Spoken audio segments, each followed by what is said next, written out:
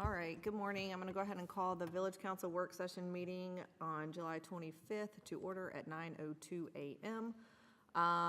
We do not have anyone participating remotely. The mayor is running behind. He will be here shortly. We will make note of it when he arrives. Next up is adoption of the agenda. I need to add new business, number 4, discussion and consideration of tipping fee adjustment request from Active Waste Solutions. And I need to remove number 4 under unfinished business, which is discussion of Marvin Loop Trail maintenance. And does anybody else have any other changes, additions, subtractions? Nope. Okay. Is that already in there, Austin? Hearing no more, I need a motion to approve the agenda as amended. So moved. Further discussion? All in favor? Aye. Motion passes. Next up is adoption of the previous minutes. We have the July 9th. And the July 15th. Does anybody have any changes to either one of those? No. Nope. All right, hearing none, I need a motion to adopt the minutes from 7/9/24 regular meeting and 7/15/24 special meeting as presented. So moved. Further discussion? All in favor? Aye. Motion passes. We have no presentations. We are to reports and updates. Manager's report. Christina. I don't have anything at this moment. All right, thank you very much. Next up is clerk and communications. Austin. We are moving so fast.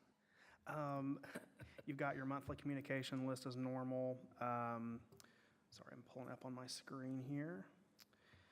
We've got National Night Out ads running, Tyler's event at Cane Creek Park, where we've been calling it Marvin's Day at the Lake. Doing advertisements for that. I'm awaiting details on this cornhole tournament that he's putting together, and that'll be in September. We'll start advertisements for that in the coming weeks. And then it's just meetings, coffee with council, first day of school, pretty standard stuff. Is there anything you guys would like to add? Anything I might have missed? I don't have anything. Does anybody else have anything to add for Austin? Nope. All right, thank you very much. Next up, planner's report. Hunter.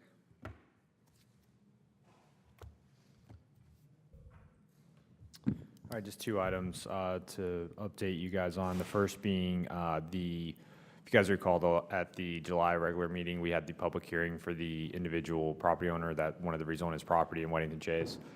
Staff's working on that. We'll be going to planning board next month and then potentially in front of you guys in September for consideration for rezoning. The second item is Marvin Grove Phase 2, the ZEPSA rezoning. They are still working on some minor changes to their plan, so I have reached out to them to try getting some dates so we can kind of have some small groups to go over everything, but be looking out for an email on me on that over the, probably next week. Once I get some dates that work for them, I'll send them to you guys and hopefully get everything scheduled. Is there any questions on anything? Just the one with Weddington Chase, that the due diligence you're going through is just to make sure that all the lots that we're talking about designating in that one phase would be in alignment with the ordinances. Yes, so Mr. Laughlin got me a lot of information, so I will give, he's really kind of helped make sure this kind of is able to be looked at for those due diligence. He's got me surveys of properties that are in question. Out of all of phase 1, there were 2 properties, and one of those properties is just a non-conforming lot, meaning the lot size was a little bit smaller than the SFR2, but not a big deal. Structure's conforming. The second one, the existing structure was like 7 feet off the side compared to 9, which is the minimum side setback for SFR2. But we do have language in the MDO in Article 14, which is flexible development standards, which basically allows me to grant a minor variance up to 2.5 feet without having to go to the Board of Adjustment. So in short, even though that would be a non-conforming structure for the time being, if something were to ever happen and they wanted to build that structure back just as it was, I would be, myself or whoever's in my position, would be able to grant that zoning permit for that home to be rebuilt just as is. So. Okay. But yep, we're verifying all of that, and then like I said, we'll take it to planning. Planning board's already aware of it, and they didn't really seem to have any issue with it. I actually kind of like that idea better. just kind of doing it all at once where it looks cleaner on the map as well as it's one zoning map amendment compared to a lot.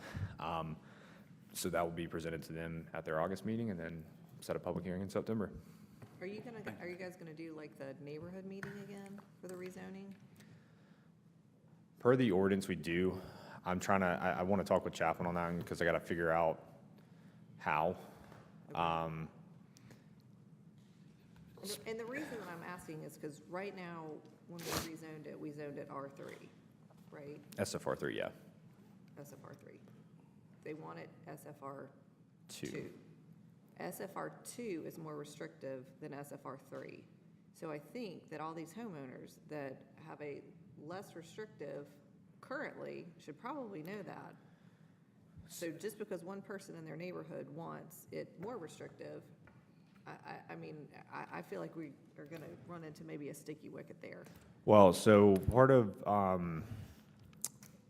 the original property owner that requested the rezoning, he has polled his neighbors now, and that's why, like I said, it's still. Honestly, like, he could say, we're gonna get a Lamborghini if you say okay to this. Like, I don't know what is being told. I would much rather hear that from them, or if they wanna send us a letter, or if they, I don't know, but a poll, a survey, I don't take that into consideration. Well, and that's the only thing that I'm trying to figure out, if it would be easier just to host it. I mean, one, because technically, this is what I have to talk with Chaplin on, is technically I have to send a letter to all adjoining property owners within 1,300 feet. Meaning that I guess I would take all the properties being rezoned and then do a 1,300-foot boundary around that, so to include obviously more than just Weddington Chase.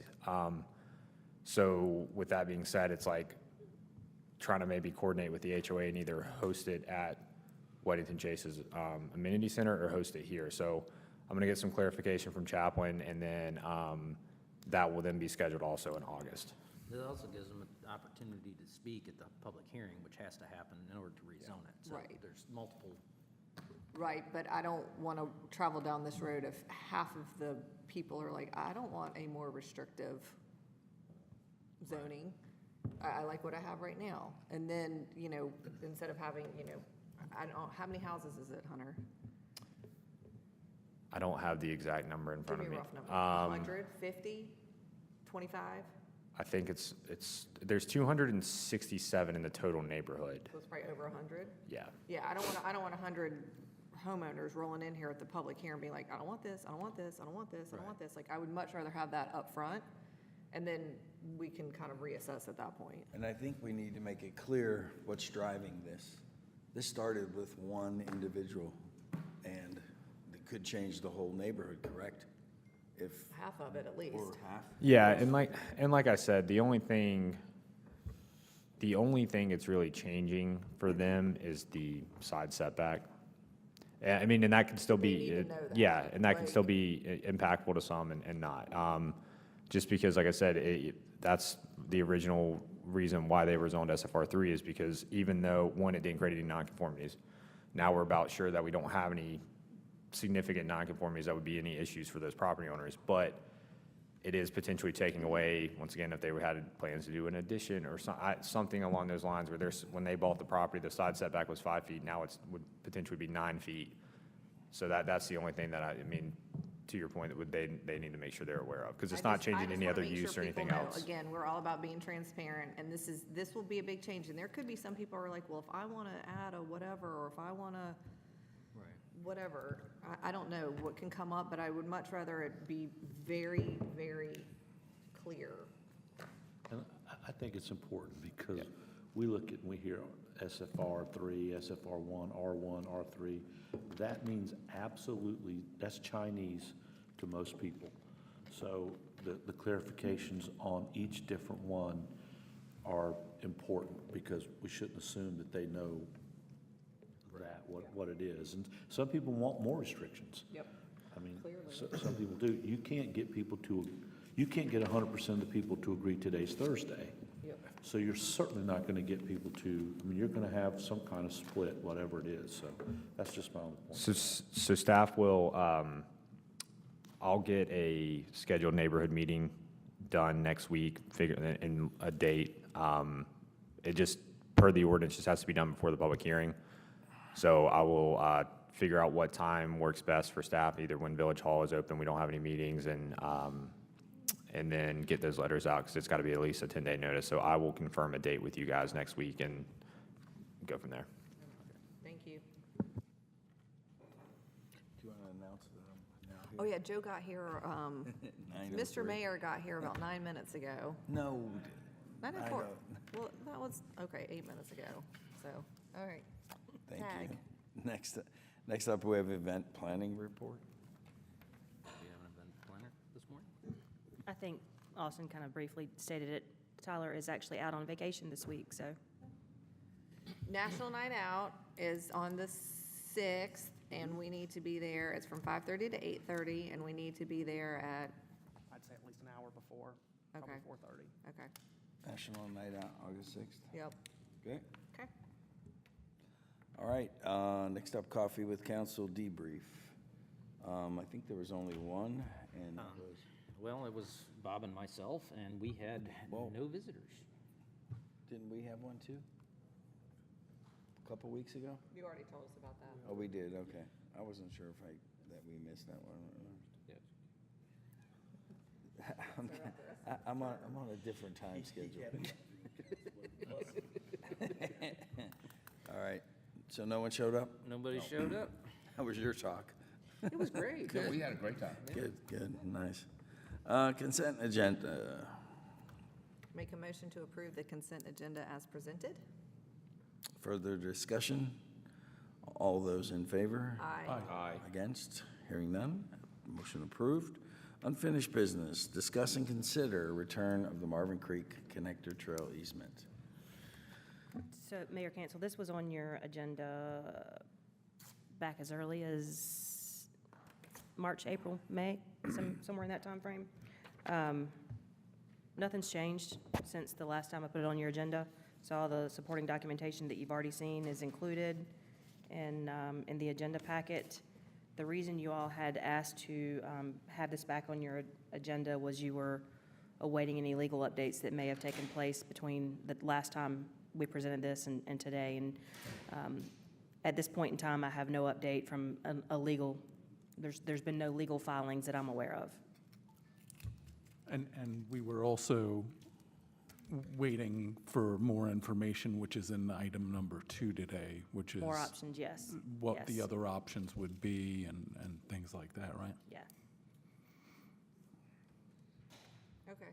I mean, I'm still not at the point where, I mean, I'm not willing to return this at this time unless, we get into a legal situation where we have to return it. It was granted full faith with Marvin Creek HOA. So, I mean, I think we've done everything. Once we found out we had made a mistake, I think we've done everything correct up to this point, and we're going to continue to do that. And so I'm not under the consideration of returning it. Anyone else on the council? Yeah, I mean, we accept anything that someone's give us, but when we give it back, we're giving assets that belong to the entire community of Marvin. And, we have a lot of thinking to do about this to make sure it's the right thing, just not to hand away an asset. John, you had something? It's a good Yeah, point. I agree with both Kim and Wayne. I think, unless something changes from a legal perspective, which, from the information I've seen, I don't see anything, at least at this point, in that case. I think as we get to the next item and, discuss those different options, then do the due diligence of, making sure that we look at everything, and, it doesn't mean we're necessarily moving forward with the project right away until we have, everything kind of, our ducks in a line and so forth. So I agree that we should not return it at this time. Any other council members want to comment? I'm kind of the same, go ahead, Jim. I'm of the same as with Kim is, and I guess that being said, that this doesn't need to be brought up again unless we are forced to in some way from a legal standpoint. We've done our due diligence on what we believe is the right, mitigation efforts that we did, and that's where we're at. So if anyone else wants to comment, otherwise, we don't need to see this come up. Well, and I mean, I think that it does, I'm sure you guys saw the email, but I think it is prudent to point out that when you said mitigation, so we had a company come out to survey that area to see if we had disturbed anything. And their initial brief memo that we have received, their full report, we should have it next week, but their initial memo says that none of the aquatic features have been disturbed for the trail construction, no trees have been cleared within the riparian buffer, and no built-upon area has been added at this time. So their professional opinion, because they are a professional company that does this, the activities to the date would not require any mitigation. So I think that's a very important note, because Joe, I forget if you had still been on that, but when we did the trail walk with the residents, and certainly thank you to those residents that, did put that together. It was informative. I think it gave Terry Fox and his group a better understanding, kind of out there seeing things, and I know it helped me as well. But there was an open question there that Terry couldn't answer, and I think that's why we went forward and got more of an opinion as to whether anything had been disturbed or anything like that. So I think it's good that we're taking those additional steps to make sure, and it seems that so far the information we've gotten back is that there wasn't any real issues that we would need to rectify at this time. Is that correct? Well, so I've said this from the very beginning. There's two very distinct pillars in the development of this trail. One is the floodplain and associated construction, which really involves Hunter as the floodplain administrator and Terry Fox, NFIP. That's what they do. The wetlands delineation and the environmental side of things, as far as the creature habitats, the wetlands, that is a completely different entity. It's not under the purview of NFIP. We're not experts in that, which is why we hired the consultant, the wetlands consultant, to come in to do their due diligence, as they are the experts, and they did find there was nothing to be mitigated at this point because there were no major disturbances that needed any mitigation. So we have done both of those. To my understanding, we are in compliance. I have another question. If we are forced to give it back, can we recover the monies that we have spent on this project? I'm going to go with probably not, because who are we going to get it from? Ask the neighborhood. That's a Chaplain question, because at that point it would be caught up in litigation, and that might be part of some settlement package. I don't know. It's a good question. That's a great question. And maybe we at least have those numbers available. So the question I just wanted to ask, I'm going to take my little drone brain 50,000 feet above this whole thing. Yes or no, was it legal for the HOA to give us that easement?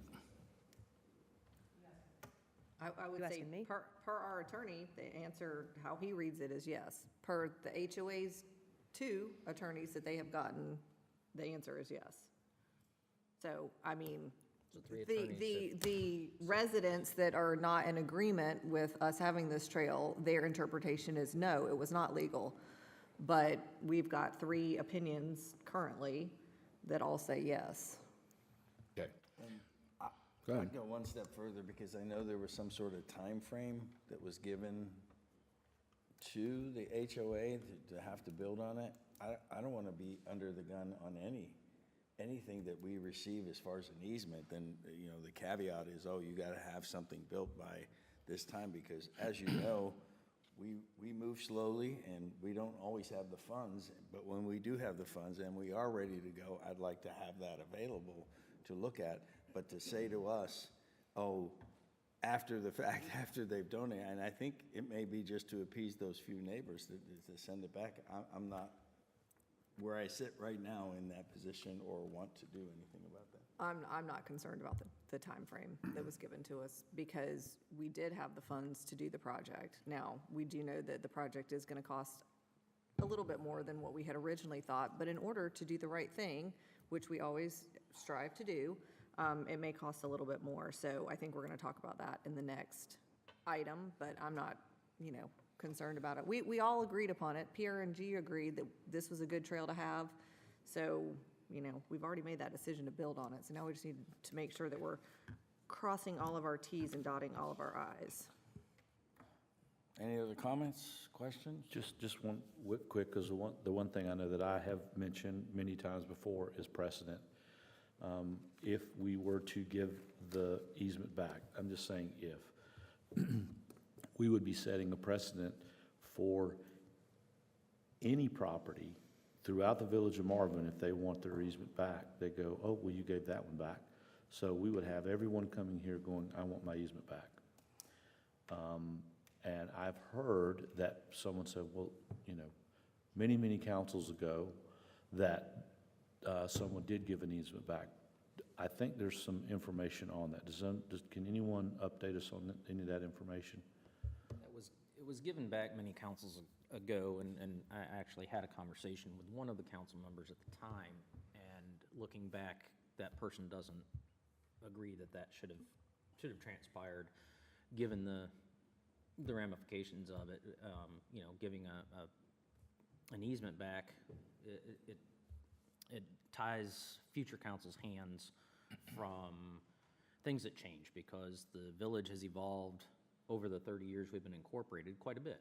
And over the next 30 years, 50 years, 100 years, it'll continue to evolve. And we don't know that far down the road if, whatever changes.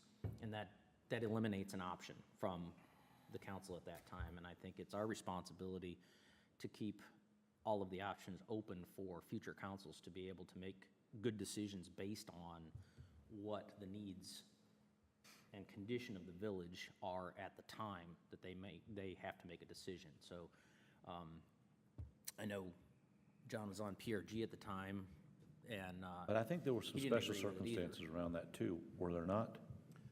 There was, but, mainly it came down to, a certain number of neighbors in a neighborhood didn't want the proposed easement that was already provided. Council had just, I think, recently changed at the time that this occurred, and some of them had been working on not working on behalf, but speaking with those neighbors. So I think some of them felt it was a commitment that they had made if they got into office. When I was on the PRG board at that time, within the record, expressed my concern about that. I didn't think it was a good idea. Whether we decided to build again on it or not again, is something up to, that board and council, in the future. But I just don't think we, in our hope to be doing long-term planning, should be in the business of kind of restricting ourselves more. There's less and less land available for anything that we do in Marvin. So when we have opportunities like this, I think we need to either act on them, but even if we don't act on them because of budgets or things like that, we still need to preserve our rights for them on behalf of the community as a whole. So from what I'm hearing, that council member said it was a bad decision to do, and I agree with that. But again, I just want to make the point that the decision that this council makes on that will set precedent for future. And at any point in time, because it is fresh, at any point in time, if we do give that back, we've set the precedent, and anyone in Marvin can go, you know what, we want our easement back. And the bottom line is, mud's on our face of going, okay, well, and they go, we gave that back, so we want all back. So for the vast community, to Wayne's point, to the vast community, we've just set the community as a whole back because of our precedent. That's my only thought with that. And again, I'm understanding of all of it, and I think the action that we didn't take once this concern was brought up, and we immediately pulled back and said, okay, we're through with this, and let's do the due diligence, let's do all of the things that go along with this. I think, I'm hopeful that people will respect the fact that we're doing it for the entire community, as opposed to just a couple people. So Well, that's I want to make one more point, Jamie, on what you're saying as far as precedence goes, because this council has set a precedent that we've had this come up before, and we've not returned an easement. We did not build on it at that time because it didn't make sense to do so, but we did not return an easement. And that easement is there in perpetuity for whatever happens down the road. It was the right decision not to build on it at the time, but that doesn't mean that that won't change sometime in the future. So I think we're following what our precedent has set before. We can't control what happened, 15 years ago, but what we have done so far has been keeping easements for, whatever may happen in the future. Because none of us can predict the future.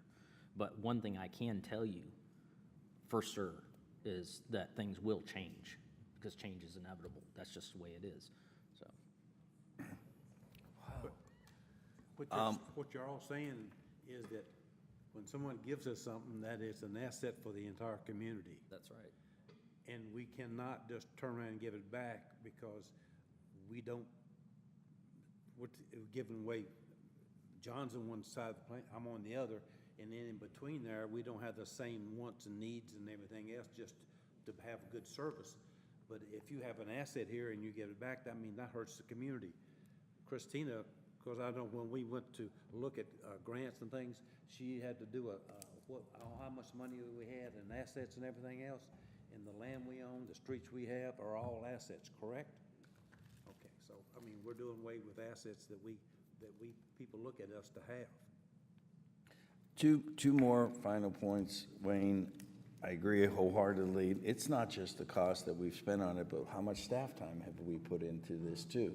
So there are, and we get to setting a precedent. So Austin, you do a great job with minutes.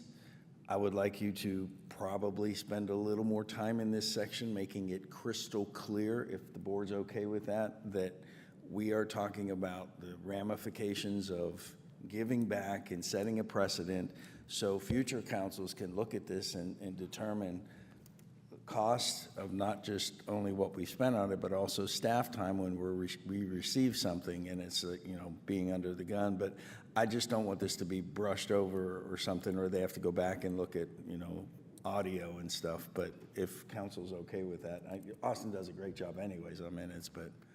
Absolutely can do that. Any situation where you all have a concern about setting a precedent or you want to make clear the context around a decision, I'll always try to encompass that, but yeah, let me know and I'll absolutely make sure we have enough detail for that.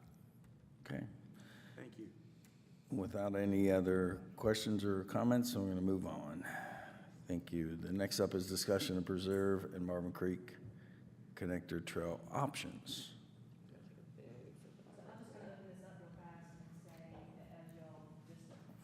Sorry, my mic wasn't on. I'll just open this up and just say, as you all just discussed, the Marvin Creek Connector has been a topic of discussion over the last couple months. We've went around on a couple different options. There's been one option that's been proposed from the public, not listed on here, which is the decommissioning of the Marvin Creek Connector. Apparently, by what action was just taken previous to this, that does not appear to be an option at this point. I just wanted to throw that out there. Option one was the original kind of discussions that we started back in maybe the fall of last year, where this property, the trail would be put on the Marvin Creek and Preserve easements that are already granted. Option number two is the reroute that we have been discussing on the preserve that would need some modifications to the preserve easements. Option number 3, to my understanding, is an option that was kind of discussed initially at the retreat as a conceptual idea, and a couple of residents have brought this back up too. That would be the option to go through private property and along Saddle Avenue. There's a couple of concerns with that one. Hunter will mention that. And then the last option that we had proposed was any other option that you guys may see fit that we just haven't seen at this point in time. So I'll turn it over to Hunter. He can go over the options more in detail. He's got the associated cost with each option, some of the concerns or constraints that he has, and we can just kind of go from there. Okay, so just kind of going through with the memo and the map that's provided in your guys' packets. As Christina mentioned, option 1 was the original plan route that previous staff began conversations with Marvin Creek HOA to get an easement on their common open space property probably in the spring of '23, maybe even before that. That was the one that then we moved forward on. Obviously, we, there's some additional permitting and everything needed on that, but to date, like, the total cost breakdown is we already have the Blue Ridge Trail Works quote budgeted. The engineering to analyze the impact of the bridge would roughly cost anywhere from $5,000 to $15,000. Surveying for the easement, the floodplain, floodway, as part of the engineering would be anywhere between $5,500 and $7,500. The environmental and wetlands delineation would be between $5,000 and $8,000. And then any additional engineering needed if for any type of other certifications per the floodplain, for a floodplain development permit, if they're either for a no-rise or any other type of additional modifications, would be up to an additional $20,000. This is option 1, and it's staff's opinion that it's currently still the best route. It does provide the lowest impact regarding to just any other type of vegetation being removed. It's also the furthest away from any type of homes. And so that is still currently the staff recommended route at this time. Option 2 was one that council asked staff of, any other alternatives. It was one that staff kind of came up with conceptually. Obviously, the map and all this stuff is not to scale. It was one like, hey, this is a potential route we can look into further. Staff met with Blue Ridge Trail Works, got a quote on this route. There's a little connector stream that kind of connects, so it would require an additional bridge. We would also want to survey the property lines and floodway lines to make sure that, once again, that we have enough room to do so. That quote for that surveying is $5,500, and we have not moved forward with the surveying until we get additional feedback from council on if that's the route that they would like to proceed moving forward on.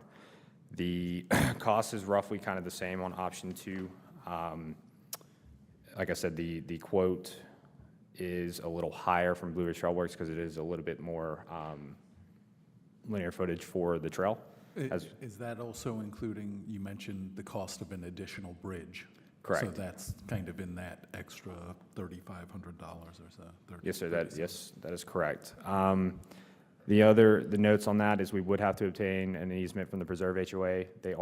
I had a conversation with them on Tuesday during their HOA board meeting. They are still willing to work with us and grant us any potential additional easement. I just told them, let me get the direction from council on which way we want to go. But they are open to that conversation. These bridges would be out of the floodplain, but staff would still recommend having some preliminary engineering done to ensure no adverse negative impacts occur. However, just because the bridges do cross out of the flood study, that it would not necessarily require any type of no-rise for those bridges. The trail would potentially still encroach in the floodway in other portions, but that not saying without for certain until if that, like I said, without surveying and having it actually directly routed.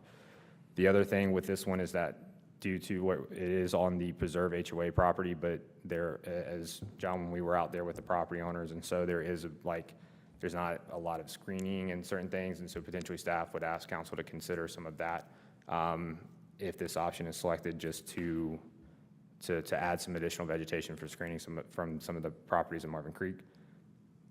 Option 3 was the option that staff mentioned, once again, very conceptually at the retreat. When we kind of discussed this, we weren't looking at any full details. This was just one option that, hey, like, this is the only other one that we can think of at this time, as well as it's been, I know, kind of brought up from some homeowners in Marvin Creek. But this option, really, when you really break it down, staff does not believe it's feasible. One, it would be taking out a lot of vegetation, a lot of trees. There's also a lot of low-lying area, and it also is all on a private individual property owner's property. And so that is, in staff's opinion, kind of, it's not a feasible or ideal route. There are a lot of, like I said, there's a low-lying area, there's a ravine right before Saddle Avenue that we would potentially have to have another bridge, so the cost of the actual trail would actually probably even be greater than option 1 and 2. Option 3A is the other route that, in staff's opinion, was kind of the original intent. As you guys recall, the preserve plat has the easement that follows, or that ties into the top of the property line. There's a sewer easement that comes out of Innisbrook, goes at the back of the property at 9683 Saddle, goes across the creek, and then goes into Marvin Creek's common open space. And so option 3A would be, in staff's opinion, kind of the original intended route per se, just because when you're doing greenway trails, the sewer easement's there. It's more of it's an easier kind of routing, less vegetation, any type of that to be removed, but you would still be crossing the floodway, so it'd be still the significant, or it would still be similar impacts in permitting needed, similar to option 1. And then, Hunter, real quick, just to be clear though, there's already an existing kind of walkway that's there through the culvert, but since it still goes over the floodway, we still have to do the no-rise certificates, just as if we were doing option 1, because it's crossing the floodway, correct? correct. Okay. Can I ask a question? As I'm looking at the diagram, well, you know, the topography of everything, where is, Which one are you looking I'm looking, I guess it's on number 2, you know, where I'm looking at the picture of, I see all the homes with all the colored trails and stuff and legends. Where is the HOA trail that is next to the Kaminsky home as I'm looking at this? Is it the one that says Painted Turtle? There's a dark line at the top? That's Yes, sir. it? Yes, Okay. sir. So to, like I said, to connect to that, option 1 and 2 and 3A would basically connect to the easement granted by the Marvin Creek HOA. And then, like I said, option 3 would require, I mean, there's a lot of other easements or approvals that we would have to get from individual property owners and so on. So that's why, with us having a pre-existing easement already with Marvin Creek, one, like I said, option 1 is definitely the recommended route if council would like to move forward with the project and go through the permitting process and the engineering and other environmental studies needed. But yeah, it's intended to tie into the existing portion there at Painted Turtle. And where is the Thomas home as it compares to this? As I'm looking at this, the green trail, The whose home? Whose? the Thomas home. Oh, I have no clue. Yeah, I'm not sure without pulling up the, I believe it's where you see the elbow of the green that goes up, which is Route 1. I believe it's off to the right there. I'm not sure which specific house. Oh, okay, so, well, what you were saying with the point of that red line there, like it's pointing to that elbow? Yeah, kind of, where it says 06-222-254, I think it's either that one. Oh, okay, I knew it was close there, so it might be Okay, 55 okay. according to, you can see some of the property numbers on there. and then, like I said, I mean, overall, regardless of whatever, you know, any of these identified routes, I mean, option 4, I mean, there's really no other route to do a trail per se, I mean, outside of some minor things. But staff can look into any other additional requests from council. Overall, if council decides to move forward, like I said, the project, staff would work on with engineering and making sure that it's surveyed, flagged, and all compliance is met with our floodplain ordinance or any type, and as well as any DEQ regulations with riparian buffers as well as wetlands. That's all stuff that we have gotten pre-existing quotes and stuff for, but if we decide to move forward, we'll make sure those are updated and move forward with those.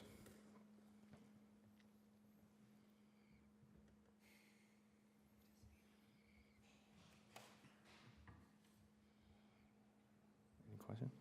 And for color purposes, because I'm just making sure, I'm looking at option 3, which is red.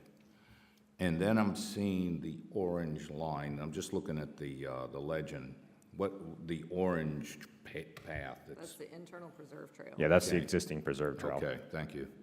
So I'm just gonna start while everybody's kind of looking. Option 3 is not an option. I mean, I know we conceptually brought it up at the retreat, without looking at maps and seeing how much private property it would be on. We are not, for this project, asking for any private property. For the current proposal, it's common open space. I don't feel good about doing that. So I'm not sure, and I do know that there have been plenty of people within the community who have said, well, that's the original route that was supposed to be taken. I don't know where that's coming from, but if it's on the master plan or if it's within a plat, those are also conceptual, so they can change. So option 3 to me is just not an option. I tend to, because of the feedback that I've gotten from when you guys went out and walked everything, option 2 really isn't an option either, as close as it comes to those homes. You know, we're trying to kind of, you know, keep it not right in people's backyards. So I think option 1 is still the best option. Currently, Christina, do we know how much is left in our Greenway capital project fund, or Jill? Yeah, we checked yesterday, it was around 42,000. Okay. Do we have any funding that is encumbered or earmarked for any other additional trail projects that we? Not currently. Not We do have, in the CIP, we actually do have a trail S1A, which is basically the Marvin Loop, the CRTPO funded project, but that's funded through a separate capital project. Okay. And do we have any other grants that we're pursuing for any trails or any grants that we could get to cover some of this funding? I mean, I think we've, again, we knew that this was going to be about how much this is going to be when we originally approved this plan. Now, I think there's some additional costs because we've got to do the no rise, but I think we've got the funding there for it. But out of all of the grants that we've gotten over the past number of years, are we working on any additional ones? Two things. First, the funding. We have approximately $42,000. I don't have the numbers here in front of me on the total of the engineering scope and wetlands delineation. It may be slightly more than that that we have available. However, you do have your contingency that we have not tapped into yet this year, which is about $50,000. So we, if y'all decide to move forward with any of these options, we can pull from that as well. We are currently working on a grant. If you recall, around the May meeting, there's a state, I don't remember the exact title of it right now, Great Trails with the state that we've got our consultants working on. Trying to remember here. I think it was a 50% match that was required. I believe the minimum threshold was 100,000, the maximum was around 500, and you all authorized me to go ahead and proceed with that application, so we are doing that. That application's due in September. We should know around the beginning of 2025. We did earmark a specific project for that submittal. It doesn't mean things, change and we can move things around, but we did submit for the rest of the loop project. If you remember, the CRTPO grant doesn't entirely connect, so we tried to close that gap, which I think was Wheatfield to Saddle, roughly. Yes, so the CRTPO grant covers from Flowering Peach here at the preserve all the way to Saddle, down Marvin School Road, Newtown, Marvin Road to Saddle Avenue. So then the only remaining portion is from Saddle to tie into the existing trail there off of Wheatfield for a continuous loop. So we earmarked that specific grant application for that project, but it was conceptual. We can probably change that if y'all decide to pursue another option. Addition to that, I did, if you recall, we did request some discretionary funding from our legislator, and hopefully if they pass their budget, some level of award gets funded there too. Okay, so if we decide to go with option 1 or 2, we feel good about knowing what the process is. We currently have 0 violations through either the wetlands, which we just had them independently come out that we requested, but 2, our guys at NFIP have said that we have no violations. That's correct. When we walked the trail with the HOA residents, the homeowners, and as well as, I know that the mayor and Councilman Barishik was there, both Terry Fox and Steve Gerhardt with the state NFIP did not see any current violations, active violations, any of such, so. Okay. And we move forward with that additional study just to even go beyond that. The wetlands yeah. determination, not determination, but yes, we did. That actually was done this week. We don't have the official report yet, but the preliminary report said that were no major disturbances done, therefore no mitigation is being recommended. And they did give us advisement on moving forward, if we decide to proceed with the project, what we would need to do, which we're, well aware of, and we've stated that since day one, and it's based in the engineering scope that is presented before you from Dewberry. So all of that we're aware of. And Bob, I did look it up on Union County GIS, but that one that ends in 2255 is the one for Ms. Thomas that you mentioned. So, again, regardless of which option we decide to go with, I know that some concerns have been raised about building in a conservation area versus a common open space. Can you walk us through where we are with that, what the difference is, to make sure, again, that we are crossing all of our Ts, dotting all of our Is, making sure that. Yeah, so under the old ordinance and even under the new, in short, like basically we have had it's called a conservation subdivision, which is basically a cluster type subdivision that has a minimum percentage of open space. Open space and conservation land per the ordinance are the same. Even in the new ordinance, it says, all lands within areas required to be maintained as open space shall be protected with a permanent conservation easement, basically meaning that's always to remain open, can't be developed for homes or subdivided any further.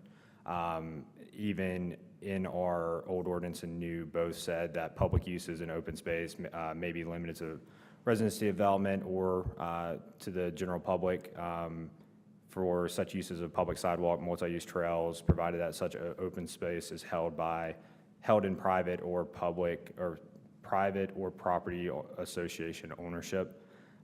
That's out of the new. It says has very similar language in the old ordinance as well when both of these subdivisions were approved. So that's what its conservation land, open space is intended to be. It's intended to be, passive type recreation, something that the general public, property owners of the neighborhood can use, and it also is there to preserve, trees and so on. It's basically where you're not just developing a full tract, you're keeping some type of buffering and preservation as part of the subdivision. And that's really been kind of an important component of the development in Marvin over the years as we've worked with developers and so forth. And certainly, much of the land that they are willing to kind of use as buffer or things like that are naturally going to be some of the areas they can't build on. But if I recall, even, verbiage within, some of the information that comes from state and federal agencies is these are very good uses of these particular type areas for trails, especially natural ones where we're not paving per se. Yeah, it's standard type of planning practice that with, common open space that you utilize. I mean, our new ordinance even goes a little bit above and beyond that, where you have to have usable open space versus non-usable, to your point of if it's in fully floodplains or wetlands, or there's significant slope where it can't be used for such uses, then there's actually, if a subdivision were to come and they have to have like a 15% open space, and that land's being part of the 15%, well, there's a ratio that basically only 70% of that land can be counted towards the acreage required to meet that And I requirement. think that's an important component and something that you as staff, as we continue to look at these opportunities, we make sure that, for the things that we might intend to do there, that we're not cutting it too close, so I just think as we go forward and continue these type projects that, we make sure that there's a certain amount of the usable space that they are providing. Correct. You had mentioned something about NFIP coming out? Okay. For those at home, It's the National Flood Insurance Program, is that correct? okay, Yes. so they actually came out and, okay. They did. 2 representatives came out. Was it last week or the week prior? 2 weeks ago. Okay. When you say, when we use acronyms and stuff, Sorry. I just want No, to, sorry. make sure, because someone would say, well, because that's significant. They were coming out to make sure that we didn't have any violations so that our residents could continue to get flood insurance at a reasonable price. And we were found with 0 violations, as Terry Fox stated in the meeting that he came to in June. I just That wanted June. clarification for those at home that want, Yep. that's significant and what the acronym stood for. Yep.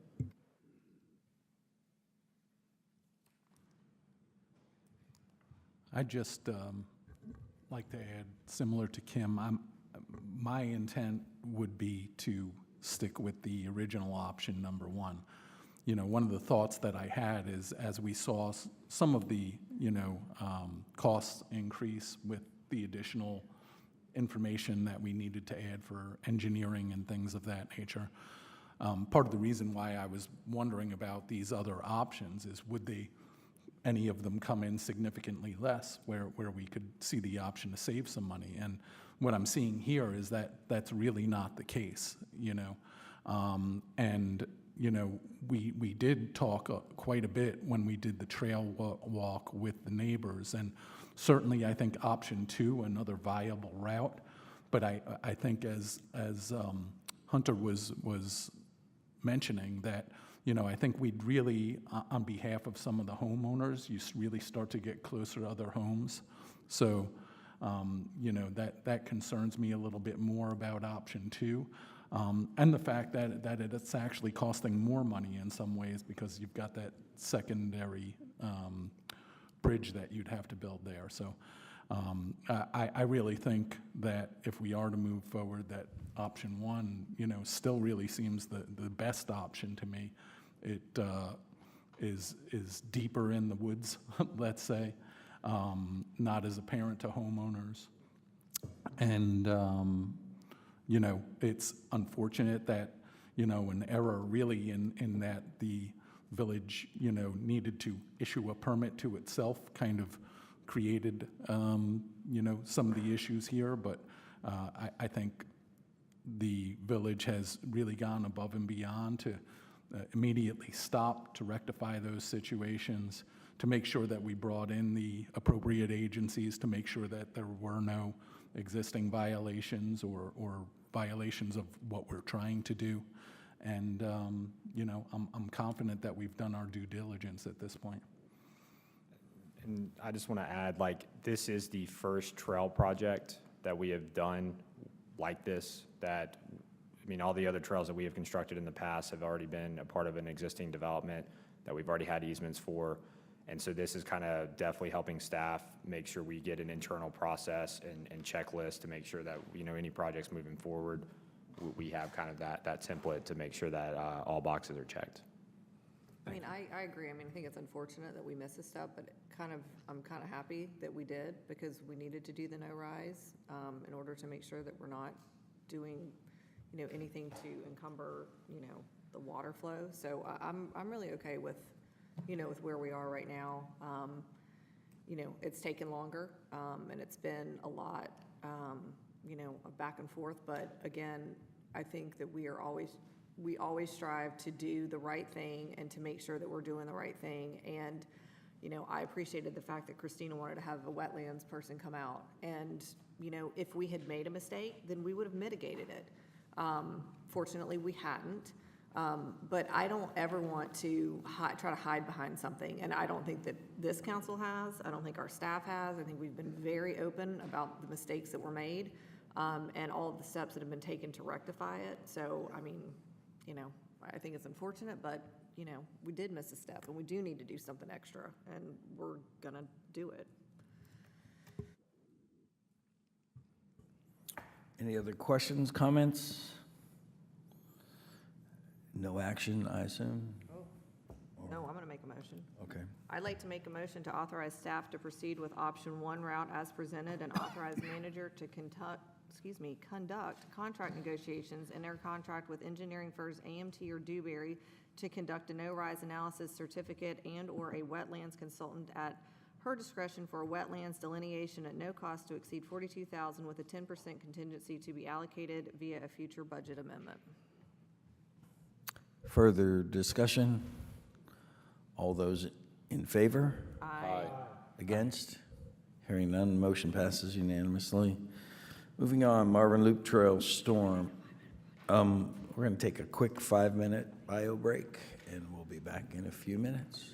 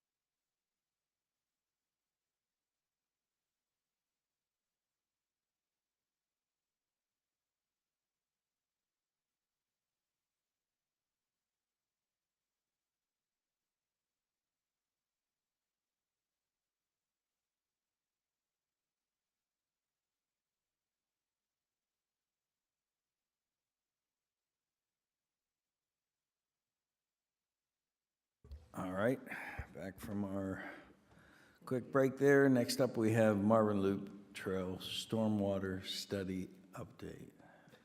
Good morning, everyone. Just wanted to give you a brief update on where we stand with this stormwater study. As you recall, in a previous meeting, staff had just received a study, completed study from AMT Engineering. Since that time, we've been able to meet with our engineer to review the study. We have determined that most all of the recommendations that are within that study fall within North Carolina Department of Transportation right-of-ways. And so we have since reached out to them. Our engineer has a contact with them. They are in the process of studying the report itself and will be responding to us next week. We feel like it'd be a good idea to meet with them and see how much impact they can have on this project. So you're gonna go out and basically walk it, and hopefully they can, hopefully we'll, I mean, I don't hope, but I hope that there's some issues so that they can see it firsthand. Yes. And see where it's coming from, but so you're gonna try to schedule a meeting with them? Okay. Yeah. Yes, and It's just funny that it's gone to this point, and But we knew it was a DOT. 3 years ago, knew we it was a- identified the issue and said what it was that was the Yeah. problem, and DOT supposedly Fixed it. fixed it and didn't fix it. So, and here we are 3 years later, same So- information. So what's the recourse if they just say, yeah, we're not doing anything? And it's continuing to flood our walkways? Like, what recourse do we have? Do we have anything legal that we can force them to do something? Yeah, I mean, it would be a civil suit that we would have to file against DOT. There's case law that establishes water rights, as far as, if Davy's upstream from me, he can't cause issues on my property, so we would have to fight that legally with our attorney. Okay. And so, if they didn't do it, if we were to do it, and then if we were to win that suit, we could recover monies that were spent on Yeah, fixing? I don't know. I don't know the answer to that. If we were to do some of the work, if they weren't going to do it, we would have to get an encroachment agreement first and foremost. And if we're suing them, they're probably not gonna give us an encouragement agreement. True, but that doesn't mean you have to do it before you get the encouragement agreement, to get the work done, to get it fixed. Yeah, but I would rather, Best case is we see what happens with DOT, and hopefully they address yeah. 99% of it. They did it before, they just didn't do it completely, so maybe, Didn't do it, they didn't do I it will right. hold out, Okay. some hope that they will, because I met the engineer out there, we walked it, it was clear, Does anybody on council wanna be out at that meeting? and I could that knows be what- there. I mean, that would not be in my Let me know wheelhouse. when you do that. Yeah, will, I mean, I'll be glad to go try out and there. join you if I'm available. All right, well, let's Kim's be done careful walking. about, that's it, right? The three of us? No more than that, okay, just making sure. And for what it's worth, with all the rains we've had over the last several days or evenings, I went out and inspected the trail yesterday, and it's dry. It's not underwater now, so it appears that we're experiencing these issues more during the It's fall, like the winter. prolonged rain that's it's- not being able to get, It's winter, spring, when Yeah. it rains every day. Saturated, Right. yeah. It's, yeah. So, okay. but I'll let you know when that meeting is scheduled. Okay, thank you. All right, moving on, we've dropped the next one, so moving on to the new 4 is discussion of the Village of Marvin's 30th anniversary of incorporation. You guys asked me to table this from a previous meeting, as there weren't enough of y'all here. So really, we've discussed possibly incorporating this anniversary in Marvin Day, maybe with like a photo booth, a photo op, but really, if we're going to do something, maybe think about a separate event of some sort we could do in the fall.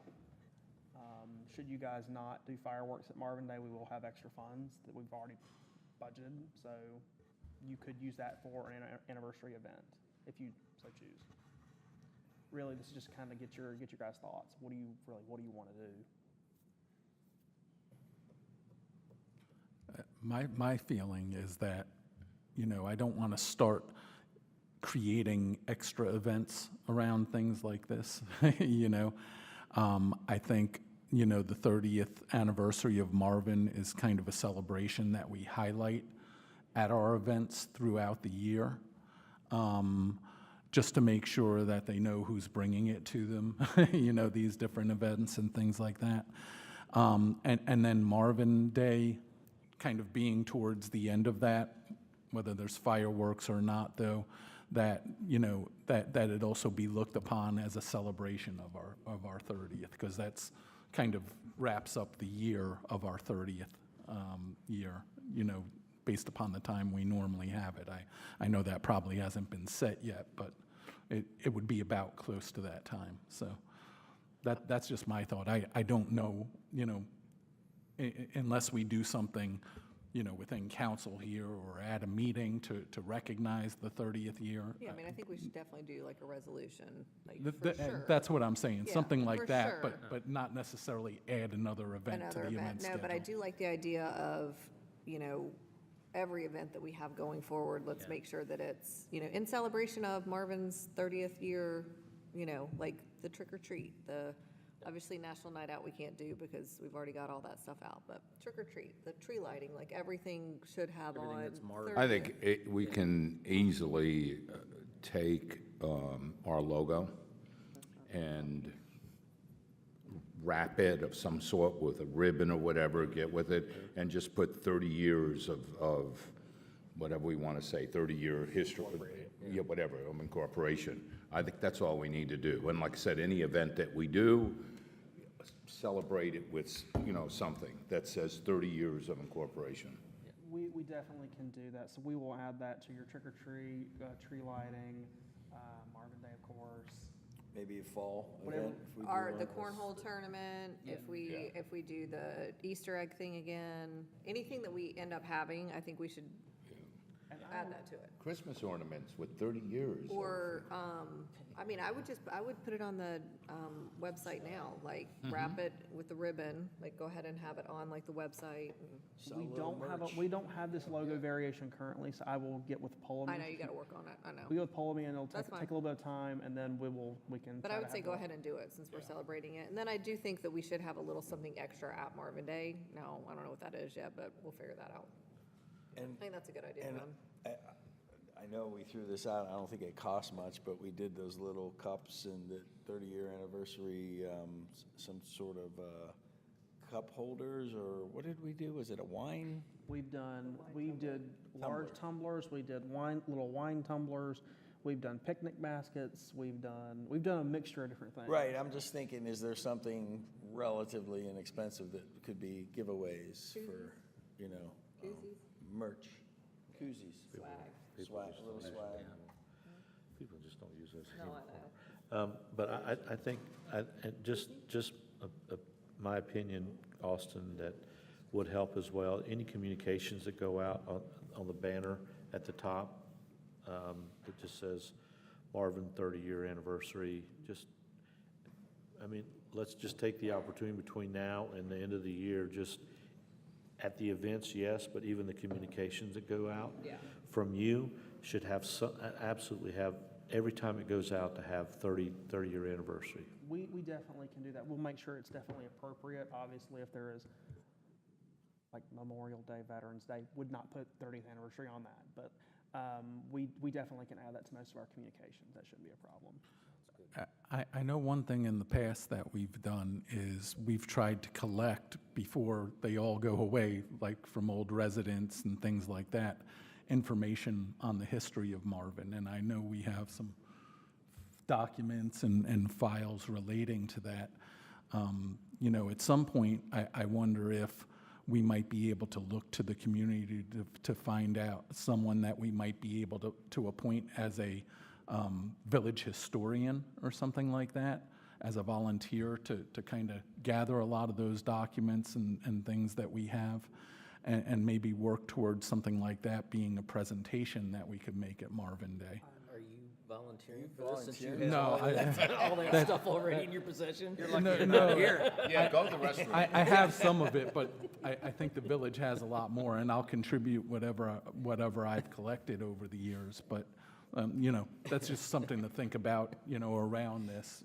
I will note that we did something similar in the past when we were moving into this building. We did pretty much a call to the community to make donations of historical documents, any items that may be out there that was a part of some part of Marvin's history, and we had very, very few people actually participate in that.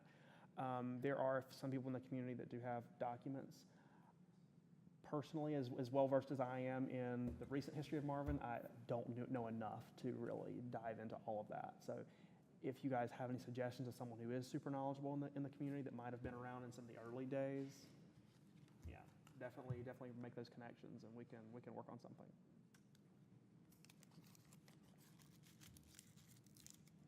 Any other questions, comments? Should we put a little banner on any coffee with council? Yes, everything. Put it on top there, okay. Everything means everything, I guess. Everything means everything. All right, moving on. Thank you. New business, discuss of changing payment processing facility rental software vendors. Who's got this? Andy?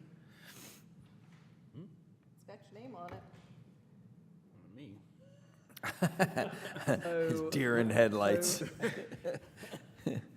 When Andy was signing up him and his child for the stargazing event, and noticed the process was not as fluid as it should have been. And I'll just say real fast, we are very aware of that. It's something that we've been looking at a staff level for probably 2 years now.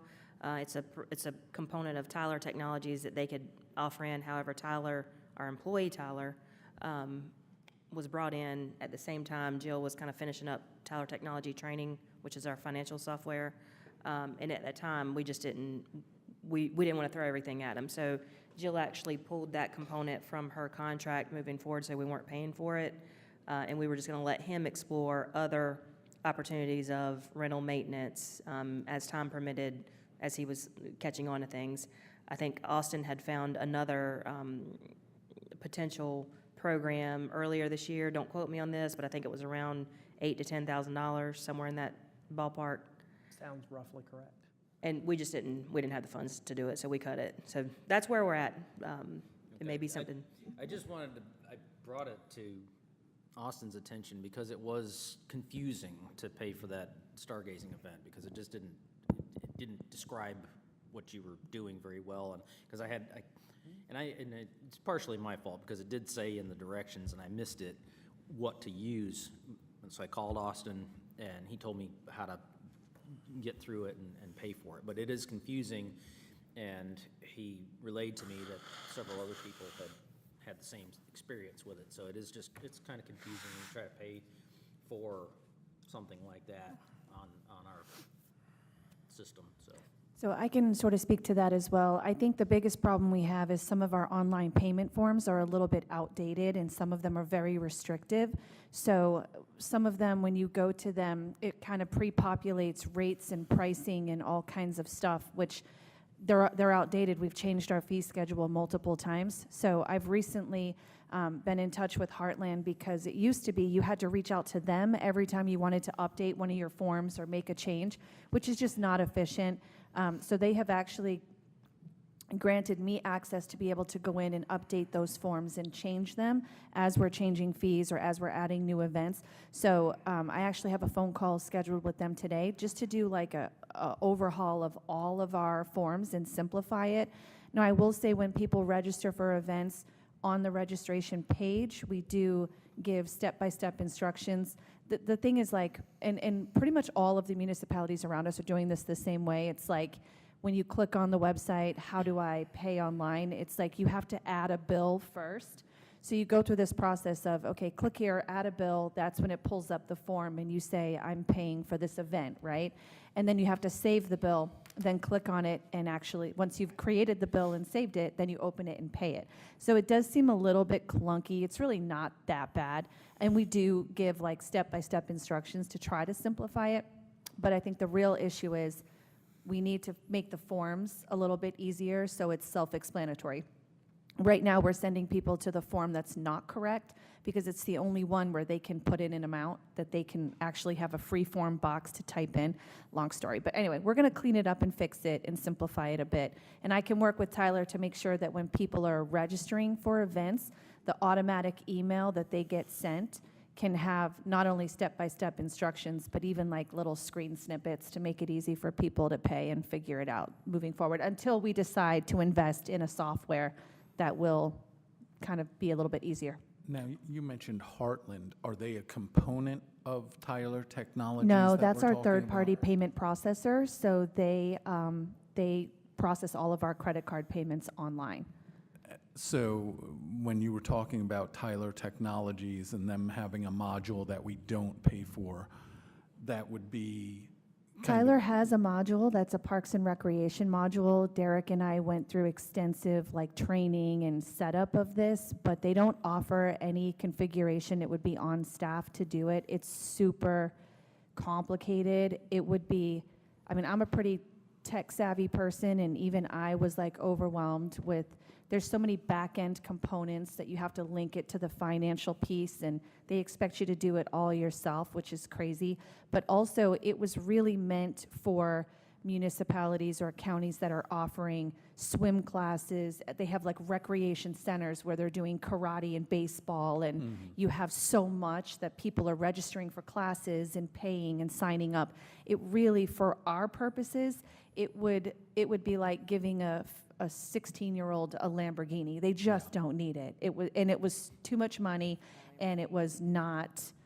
It's not what we need. We really need something a little bit simpler where you can register for an event and pay for it without thousands of dollars a year. And so I think we've got that right now, but it can be improved, and that is a plan of ours ASAP. Yeah, I think we just want to be careful because I see it even within Fortune 100 corporate customers of mine, you know, is make sure you're leveraging the software and existing technologies that you have now. Certainly, like you said, either from a cost perspective, that may not make sense. You don't want to buy a Lamborghini when you need a Volkswagen, you know. Right. Well, it was the same with permitting. The permitting module that we looked at for Hunter, it was very cumbersome as well, but 90% of it was geared towards code enforcement, which we're not. Code inspections, building inspections, which is all done at the county level. So that didn't really make sense. And from a permitting standpoint, it really didn't change anything we were already doing for free through our own email and website. So it was sort of like, we're not gaining anything by adding a big price tag. So I think that cost effectiveness of looking at how much is it going to cost and does it solve the pain point, it might solve one pain point, but if it creates 5 more because it's so hard to use and it's too easy for it to get messed up on the back end and create a nightmare, then it's almost not worth the cost, or there's a better solution. And we keep kicking it around, but it's because we're not doing a super amount of revenue with events and rentals. I mean, we're talking less than $10,000 a year. I don't really, in good faith, want to say, yeah, let's look at a $3,000 to $5,000 annual software to collect $10,000 in revenue a year. It's just not smart. Jill, 2 things.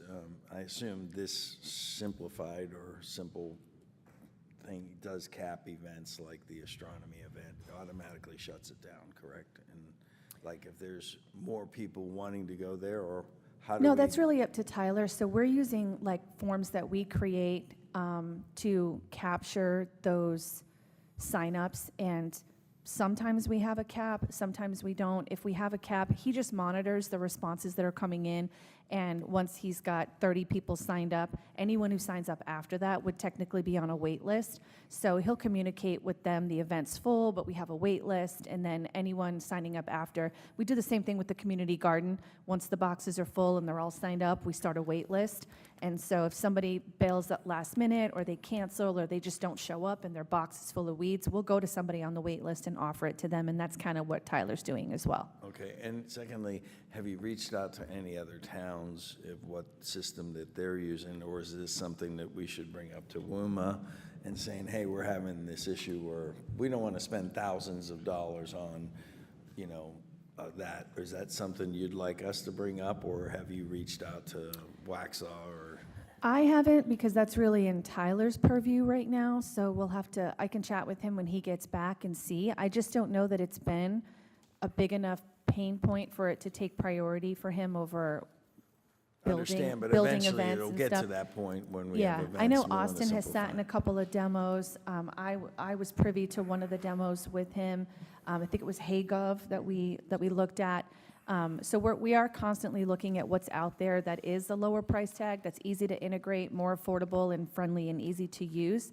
It's just a matter of prioritizing, other stuff. But no, that's a great idea.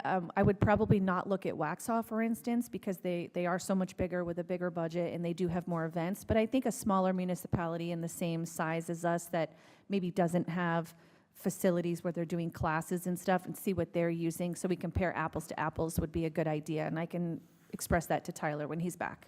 Okay, and at some point before our next WUMA meeting, maybe we can chat about what questions Yeah. you specifically. I think it's canceled today. We don't have one today, do we? No, we don't have July or July. December.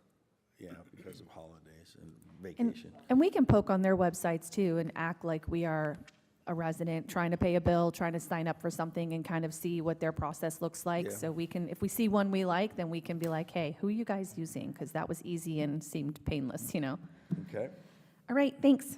thank you. Thanks, Andy. I mean, Jill. Tyler? Well, it's Andy. Andy's the sponsor.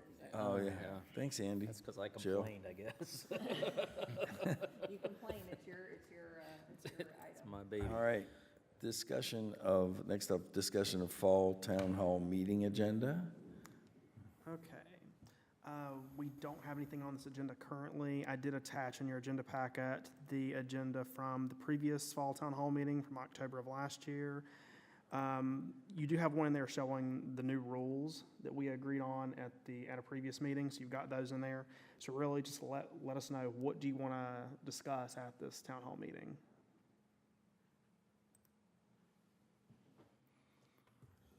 I mean, I think you just kind of go through here and you figure out what's, applicable now. We're gonna have an open forum as far as subjects? No, You guys decided not to get rid of the open forum absolutely format. not. So really, the format is a presentation from staff members, followed by questions. Really, this is just your chance to let us know, is there any topics you really want us to focus on? I mean, I think it's, what do we have going on? I mean, I think you just go through each department and you're like, obviously you can remove wayfinding project. We can remove geo bonds. We can, We can come up with it at a staff level, but if there's anything specific y'all wanted, just here's the opportunity. Otherwise, we'll come up with I it. mean, I think it's just Yeah, a nice overview of what's going on in the village. Okay. I think this Highlight- here is highlight very our- pertinent, yeah. 90% of it. We take off the 10%, and if there's other specific things that we think we need to add, but I mean, obviously, we I would thought that touch was on a the good- 30-year anniversary, that would be part of our message, but, other than, I mean, I agree, we just take off the stuff that's just not pertinent. I think the format that we used, or actually you used, that we had done at the retreat, where each of the department heads sort of reviewed, what they've accomplished, I thought that was slick, so why not follow the same format? And then we'll be here, and then if there's any questions afterwards. Okay, we'll come up with something. yeah, I think, was this the format that we used? We did an off-site facility. This- I think it might have been the church over near Harris Teeter there. This one that he has presented to you all in front of you was the one that was done last year, and it was done here. But I don't think you guys have ever had any problems with the way that we have done it at a staff level, so I think Austin's just really asking, is there anything else that's floating out there that you definitely want, which the 30th, and maybe we can do like a brief history segment on that. But beside that, we'll try to model some of the retreat and the presentation that you have here, just clean it up a little bit. I personally would like to focus on getting people here and what would draw them in, whether it's light appetizers or something that, or a giveaway or something that, whether it does or not, it's just a nice thing that we had. I don't want to go over the top on, I know we've done some terrific charcuterie boards, but I don't think we have to go to that extent, but Well, we can- that's our biggest challenge, I think, in this, getting people here. Councilman Mark Leese brought up a good topic of looking at Christmas ornaments to celebrate the 30th. We'll try to find some kind of nice, elegant tchotchke kind of giveaway to celebrate the 30th, and maybe we can add that as a component. Nice little clear ball with the logo on it. We'll look into that and see if we've got time to make some orders, but we'll see what we can do. Yeah, come get your free gift, whatever. I mean, it's just, would love to see more than 10 people. And the same 10 people. Which goes to, I think there was a, what was I looking at? Is this put over the internet? Or is it live on whatever, or are we done here at Town Hall? My preference would be that it's done here at Town Hall. I'll agree with that. Back to the agenda piece, I think one of the most important things to go over the financials, because people need to know, financials are important, and people need to know where we're at as far as a current tax rate and the challenges that we have moving forward, and that should be kind of precedent to all of this. So that's just my 2 cents worth. I think it should be done. It shouldn't be done live, and financials are the most So important piece. You do or do not want it live streamed? I don't want it live streamed. The purpose of it, the purpose of a town hall meeting is to create dialogue. We want someone to come in here, and I don't want someone sitting in their living room right over here in a neighborhood that's a mile away, sitting here and then distracting everything else, getting into it's not fair to the people that come, and we want dialogue. Austin, I don't want somebody saying 2 weeks later that they listened to us on the TV or the sound or whatever. I want them to be here so that we know who's here. So am I hearing, you don't want it live streamed, you don't want it uploaded afterwards? Don't want what? Do you want it uploaded afterwards, or? If you, you know what, I'm okay if you do, I'm mixed, because here's the thing. Of all the issues that we've encountered, all I hear is they say, we hear you, but we don't hear you. And listen, we have heard people. We've had people come in and say, okay, these are our concerns, these are our issues, this is what we're looking for. But it's the dialogue of back and forth, because you can't solve something sitting in someone's living room and going, you said that, and I disagree with you. Well, tell me why you disagree with me.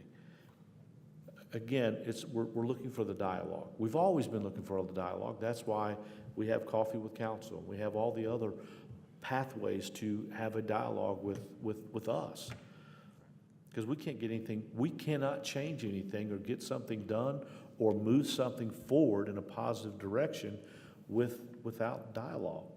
I mean, we're only talking a couple of times a year that we do this, and it's your responsibility as a community member to be involved personally, at least once a year. Because if you don't get involved, we don't know. We can't, we're not mind readers, so we have to have dialogue, and this is the whole purpose of this. And if it's just on a recording, well, where's the dialogue? You don't get the back and forth, you don't get the information that we need, the reason why we have this.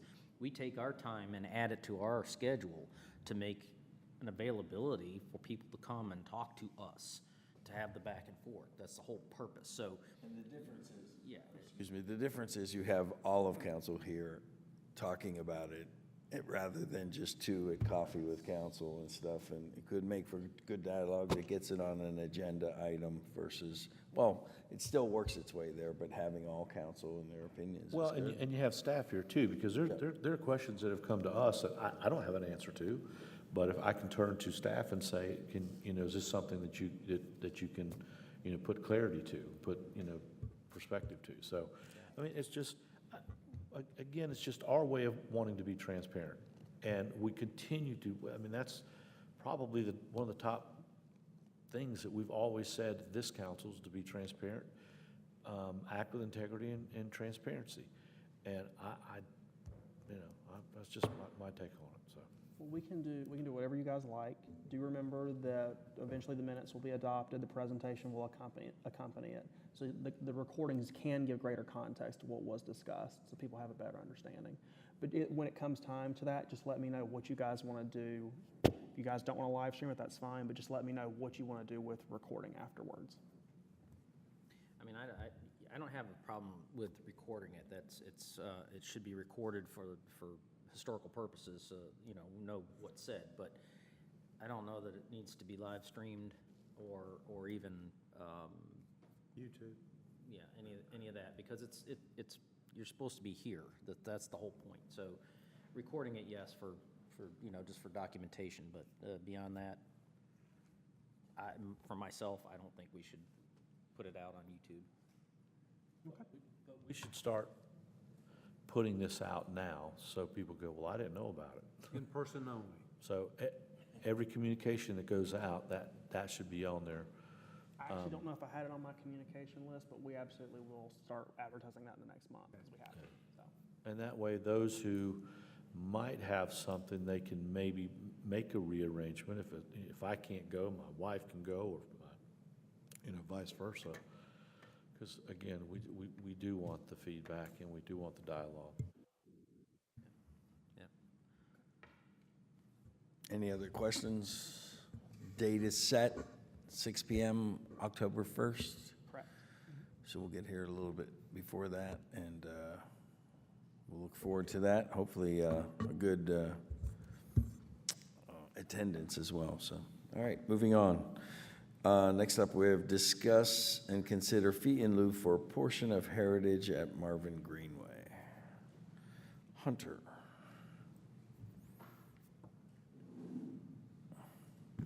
Okay, so Jones Homes has basically asked if the village would consider a fee in lieu for the crushed stone natural path portion of their Greenway proposal for the heritage at Marvin. If you guys recall in your guys' packets, I put in the plat. The developer has, as part of the approved rezoning, as well as in their development agreement, will be installing a paved asphalt path along Newtown. And then when it gets to our pocket park, it will then, get to our pocket park, and then going down Meadowlark would be the crushed stone natural surface path, and then that would tie into the cul-de-sac of the neighborhood. The developer is basically asking if the council would consider a fee in lieu just for that crushed stone natural surface portion of the trail. The fee in lieu quote that they submitted is in your guys' packets. The easement has already been dedicated, recorded, but in short, staff's reviewed the request, and we believe that this fee in lieu amount is lower than what it would cost us to build the trail in the future. So staff's recommendation is either to just request that they do the trail as part of the original approved plans, or to ask for the adequate amount to be able to do the trail in the future. I think they should just do it while they're out there. They're mobilized, they've got the equipment out there. Go ahead and do it. I have to disagree. And the reason why is because consistency. I would rather get the fee in lieu and have our trail builders build it to our specs and make sure it's done correctly. Well, they're gonna build it to our specs because they have to, and it's coming in at $15,000 less than what it's No, gonna I'm not cost. saying that we absorb it, I'm saying that we, Right, but get that's the what they right- think it's gonna cost.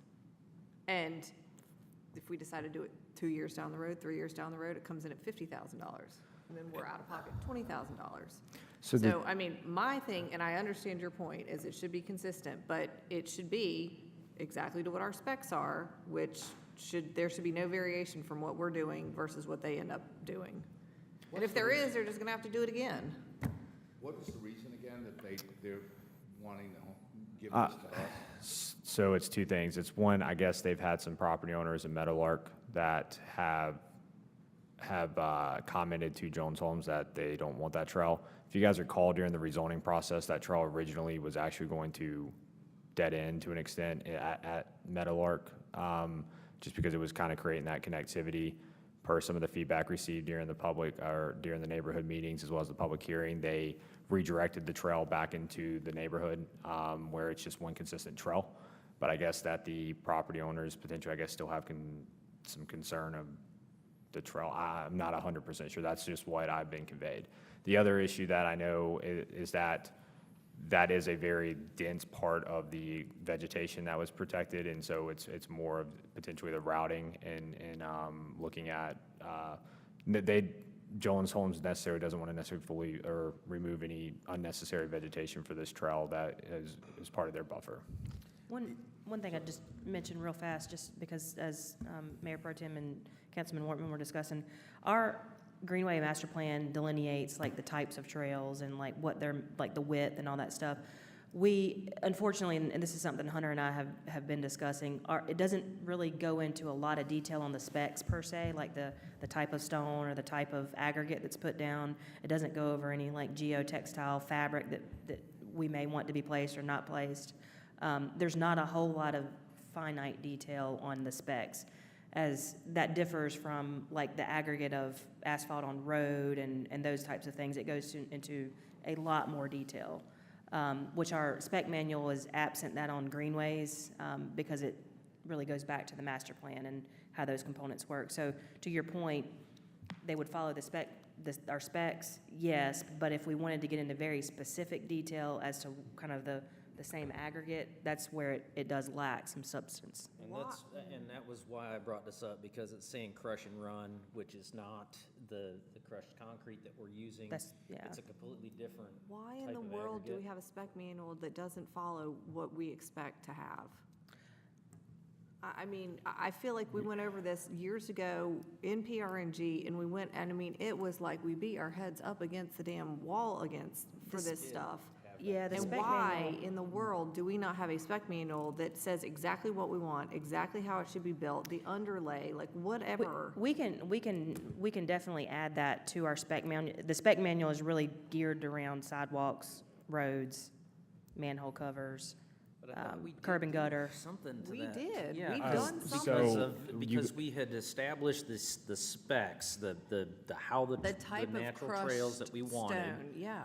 If I recall, and I'm not looking directly at it, so I can research this further and confirm, but from what I recall is there was a text amendment done either in the Greenway Parks section of the ordinances or within the zoning ordinance, the old zoning ordinance, that basically kind of set those standards, but all it did say is like, basically that it was what the trail standards were. It didn't get into the specifics of it, and it just referenced the master plan. There was something, though, that was specific as to No, what the trail there's was made out of. there's definitely something But- somewhere, because we talked about it in PRG and we went over it and over and over it. We did. I just, Didn't it come up in but, your neighborhood? Yeah, like I years. remember We've what been- you're talking we've been- about. We've been talking about it for but the years. thing is, and this is the bottom line, if that is not there, Uh, if they cannot be then- found. then I agree with would- you. Then I would rather But- rather negotiate the fee in lieu Oh, and yeah, make it's sure gonna it's have to done be consistently. significantly higher than what they're offering. But if we can find that and we can hold them to it, then yes, have them proceed and do it. But, you know, I mean, it all depends on whether or not we can find those I mean, specs. and I'm gonna say this, I was under the assumption, which I know what that happens, but I was under the assumption that we actually had specific specs for it, because I swear, we've talked about the natural stone, it has to be this wide with this material. You have two options. It's the crushed natural stone, whatever that we have, and then asphalt or concrete, whatever. That's it. I remember that conversation. Let me go back and do a little bit of research, because I vaguely remember some type of amendment being made to some document, but I don't know what document it was. It wasn't the Greenway, I think it was the ordinance, but I could be wrong. So let us go back and do some research. Is it okay if we table this, or do you need? That's fine. I mean, regardless, what I'm hearing is we either want them to build it, and or two, we would still need the funds to match what our engineer has estimated. So I would go back to Jones Homes anyway and move forward with that. But if they decide to proceed with building it, we'll still make sure that the it's done per our standards. And then the other thing on that is that Michael with AMT and I have already talked about it, getting some of the things updated in our engineer manual, and this was one of them, is kind of getting some of those generic sheets that has the information on installation, material, width, all that stuff, make sure that it's clearly there, where basically part of the engineer plans, they reference that and they put those in the plans for the subdivisions. We've had issues behind your neighborhood, Yeah, right? 17, you could put wood down there, and it wasn't chip wood, it was what they put through there, and it was twisted and everything else. 18, you took it up and you put down crushed concrete, because you took it out of the. I mean, we went round and round and round about this Yeah, in I'll look PRG. with my information as Yeah. well. 17 and 18. Ahead of all that, not hanging on your words, Hunter, but are we gonna have another trail issue with Meadowlark? What do you mean in You were regards? saying in terms of the connectivity, that there was something about. Well, so the trail itself, it does not connect anything to the road of Meadowlark or into Meadowlark at all. Which is fine, we don't need it to. I thought you said something, there was some The, sort of connection. during the rezoning process, the original trail easement on their plan did have it basically ending at where Meadowlark's property starts. I know it's their road, but you know where they're actually the first residential. And that was of some concern, because once again, it's similar to how we create these greenways, is that you build your portion along the frontage of your neighborhood, and, you know, future connectivity then is open to that. But, the residents of Meadowlark did not want to have a trail basically that just dead end and out on their road, so the developer then teed it in or brought it back up into the cul-de-sac. I don't have the road name off the top of my head, but in the neighborhood. So it's one continuous trail. I got you. And it goes from the cul-de-sac in the neighborhood there all the way back up to the pocket park, and then ties into the asphalt portion. Which it could still go off that cul-de-sac if things changed 50 years from now. they could Correct, just- correct. It could be, there Walk could be that a and go. quote-unquote just a T-end if there wanted to be if the residents of Meadowlark wanted either sidewalk or greenway connectivity in the future. I just would strongly And recommend. Meadowlark can still access it, but they just have to go up to the connector by the roundabout, at least the way it's currently planned. Yes, that would be correct. I just would strongly recommend that be completed when the neighborhood goes in, because usually after people buy a house and then all of a sudden a trail shows up, we get a lot of pushback, and then there's a whole other meetings and staff time attached to that, so if it can be done. Either they do it to our specs, or we do it when they are almost finished with. With the funds available because of inflation and God knows Yeah, what but- it'll well, cost. and that's just it. If we're gonna do a fee in lieu, we have the funds available to cover it now, we do it now. We have to do it soon, So yeah. that it doesn't become inflated. All right, you got your marching orders? Yes, I do. Thank you. Am I supposed to do something with this? Next up, we have discussion and consideration of tipping fee adjustment request from Active Waste Solutions. Christina. Yes, so that would be me. I sent you guys an email on July 23rd, just kind of informing you of the meeting that took place with Active Waste and our staff on Monday. Essentially, Union County has gone up on their tipping fees approximately 15–16%. Unfortunately, our contract with Active is absent of any type of increases for tipping fees. The only increases we put in were for consumer price index increases at a cap of 3%, and then fuel surcharges with some parameters based on that increase in fuel. We are currently utilizing the fuel surcharge. They've met thresholds to put those surcharges in place based on when the initial contract was awarded. They are also under the 3% increase consumer price index increase that we witnessed effective 7/1. Additionally, they have met with us and requested an additional $2,000 per month to absorb the increase of tipping fees that they have seen. That again, our contract doesn't give us the leeway or authority to do so. Unfortunately, to Active, I did advise them that our rates have already been set for the year. So even if you all were willing to increase that amount, it would be something that we would have to dip into our savings to front that. They understood and understood that I would have to ask you all if you're willing to do that. I did advise them that means, $24,000 they would have to take away from some other project that would be either earmarked in future years or currently, because it is $24,000 out of our savings account that we would be fronting their operations for that increase. So that's question number one to you all, if you're wanting to do that. But question number two, in subsequent years, they're likely to come back and do some type of contract renegotiation to absorb any type of tipping fees that they may see in next year. So just putting that out there. We, as an organization, would have the ability to pass it on to the consumer if that's something you all wish to do. They estimated it approximately $1 per household per month. I have not checked the numbers behind them, but that's their estimates.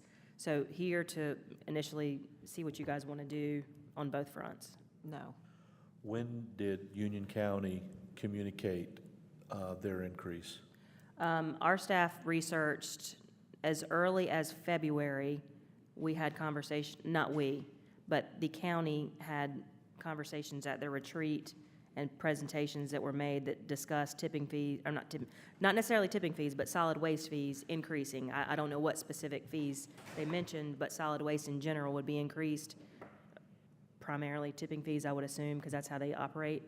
But they officially released in their budget message and their manager's message around the end of May.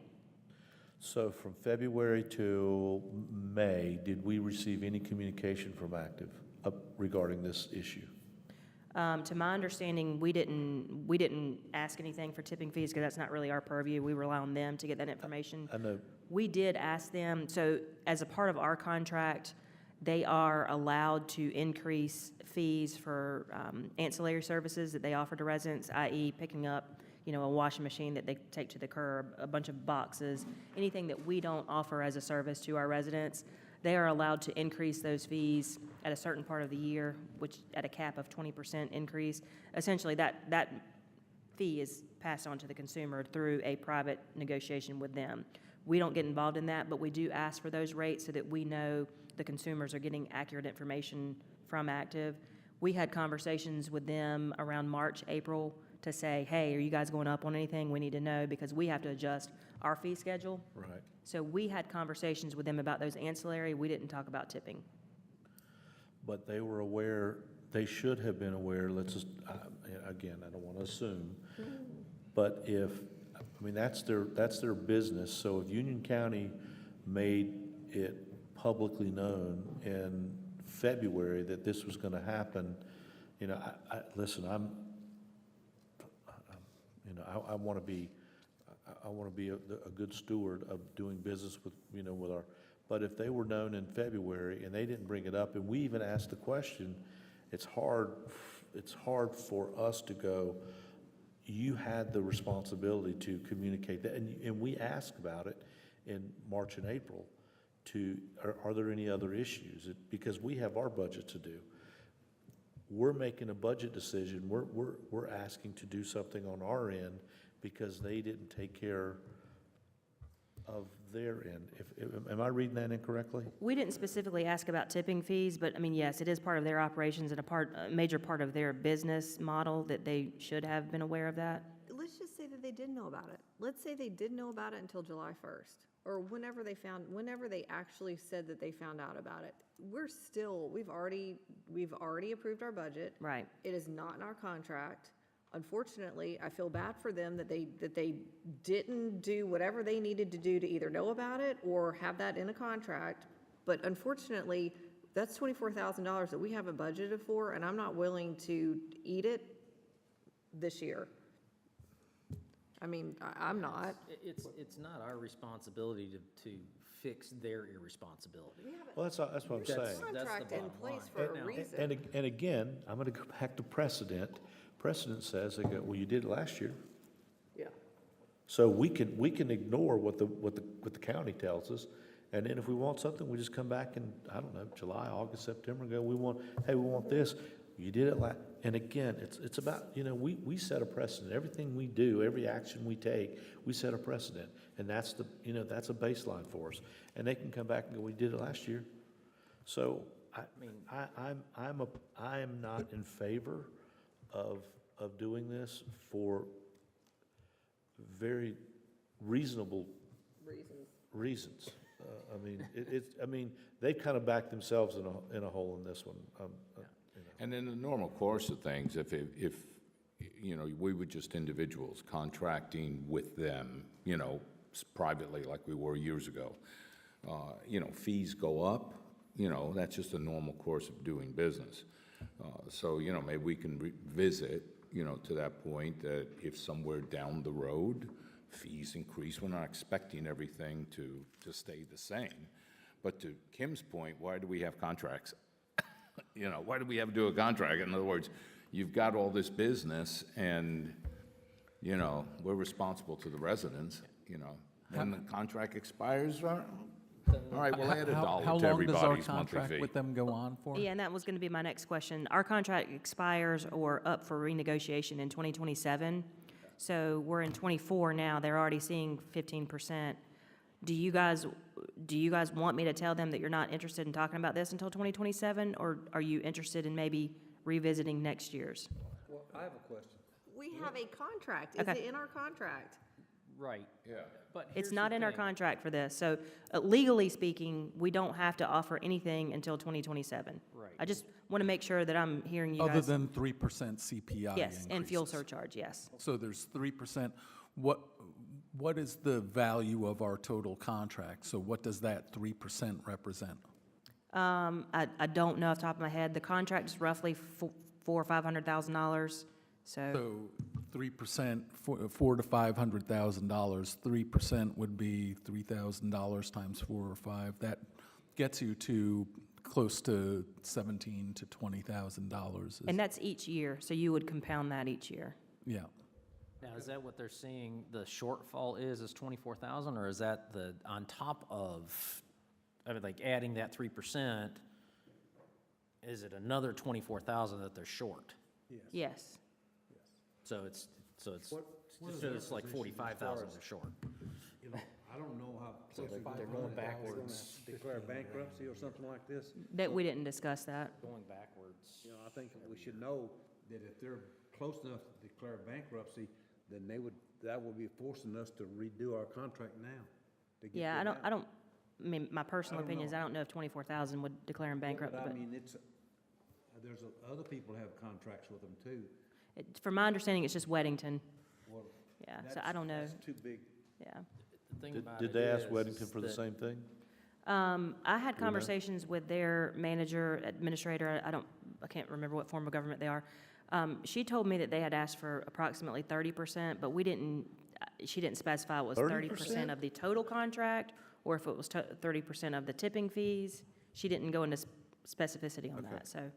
Can we have a little bit more conversation with Weddington and understand, I mean, we'd be better to stand together with Weddington than we would try to do something on our own or see where they really stand active. You mean when we get to the negotiation point? Well, I mean, no, now. Before we even go back to the table with active, let's just kind of be joined at the hip a little bit with Weddington, what they're communicating, put our voices together, because 30% of what? 30% of the tipping fee, 30% of the contract, 30% of what? And then, because we haven't been offered 30%, so I don't want us to be. So, but if you guys, and I'm just asking for clarity, I think I'm hearing the consensus, we don't want to do anything. Not for this year. I don't know that we really can, you know, what would be the options, other than taking things from So I a guess the pretty thin budget that we've already established? Well, so the question is, I guess, and I'm not saying this to be contradictory, but why would we reach out to Weddington if we're not going to do anything? Are you talking about for next year, or? I think we've got to look at it as a long-term issue, because if I recall, the solid active was far and away the lowest bidder in the last Yes, round, yes, correct? yeah. So what we would be looking at if they do go under in the next year or two before our contract ends is we would be forced to kind of go out and rebid something where we know we're not going to get as good as we have now, because, Right. or likelihood just with costs increasing, everything gasoline, Okay, all so of- what I all of think that I'm stuff. hearing is, y'all don't want to do it this year, but you want to still engage in conversations with Weddington moving into maybe So we reassessment for could next year. do it for next year. Okay. Correct. Is that what I'm hearing? Okay. Yeah, I mean, I understand, the bottom line of business is, like Bob said, the costs increase. And if there's nothing built into their contract, that's on them too, okay? Because we're not going to point that out and say, hey, we want to throw this in the contract. But I do understand that they got a large increase in tipping fees. I mean, the 15% is big. And the fact that they missed it is on them. But moving forward as a business, if we are aware and are willing to increase our fees to cover their increase in fees. Or a portion. Just to make, to make up for it next year before we put out our rates, I would entertain that because it's about sustainability, right? John's got a good point. If they go under because they're not making enough money to cover this for the next 3 years, we lose too.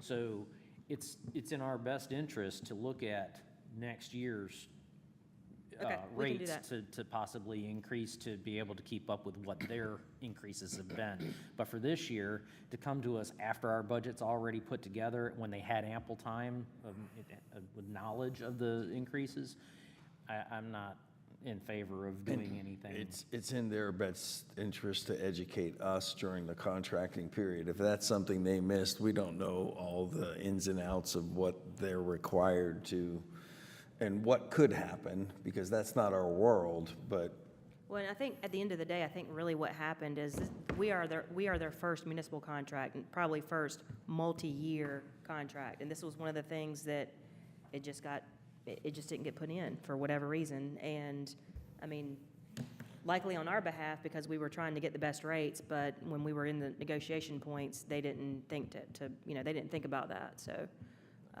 it's unfortunate, but I think that's the reason that it happened is they were new at this game and as Well, we are too. And that's why I think, our hands are pretty much tied this year. But I think in the interest in working cooperatively with, I've considered them to be a good partner to date, from a contract perspective. I think it's worth having those conversations of, is there a path we can take to get there? So that when 2027 comes around and we rebid, they see us as a profitable part of their business, and we're not left to the lions of, I'll get with significant Weddington and increases otherwise because they're not bidding. Right. We'll strategize with Weddington and see what they're going to do and try to align our efforts for next year. I do have a question, though. Speaking of active, do we not have a bulk drop-off here this year? Usually it's in August. We do. He's working on some dates right now. It was in late September last year, so we're working on dates for the same time frame. Really? Can you I come thought to it was the, in It was a August. little cooler. It was, late September. Okay, all right, that's fine. Sorry, Okay. yeah. No, I that's started fine. September 18th, and it was that following weekend. So they are currently looking for a Saturday in mid to late September or early October. And as soon as they get it back, we'll start communicating that. We expect to hold it here again at Village Hall. That was a pretty good venue for last year. It was a good turnout, so that's our plan.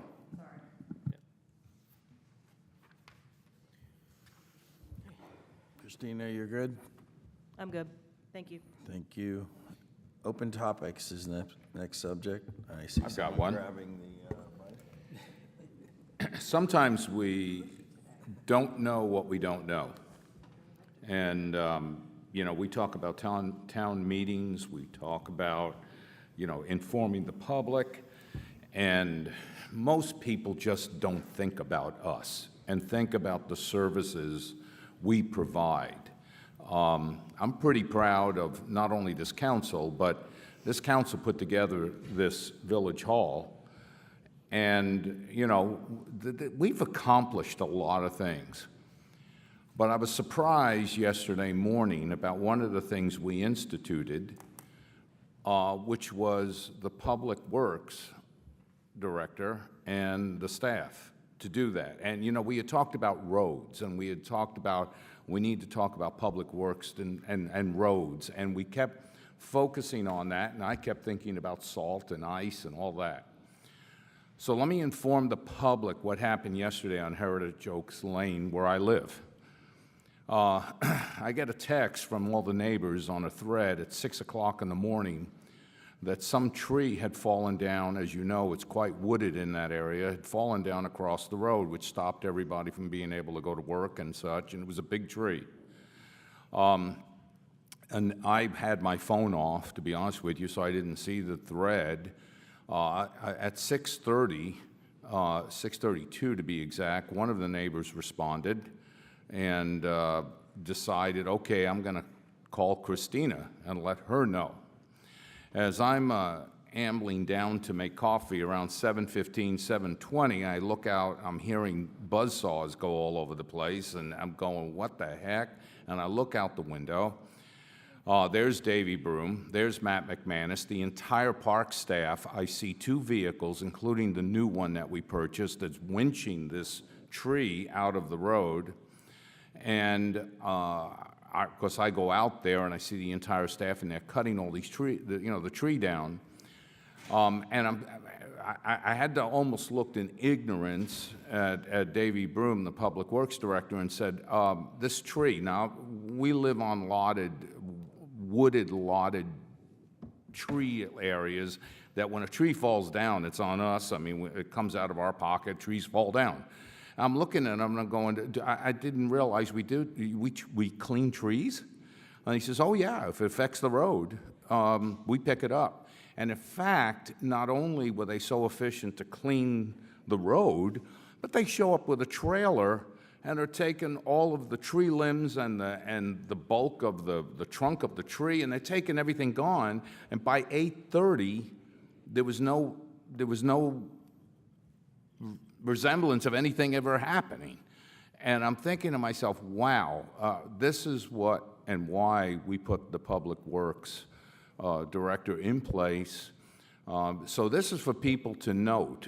You don't know what you need until it happens to you.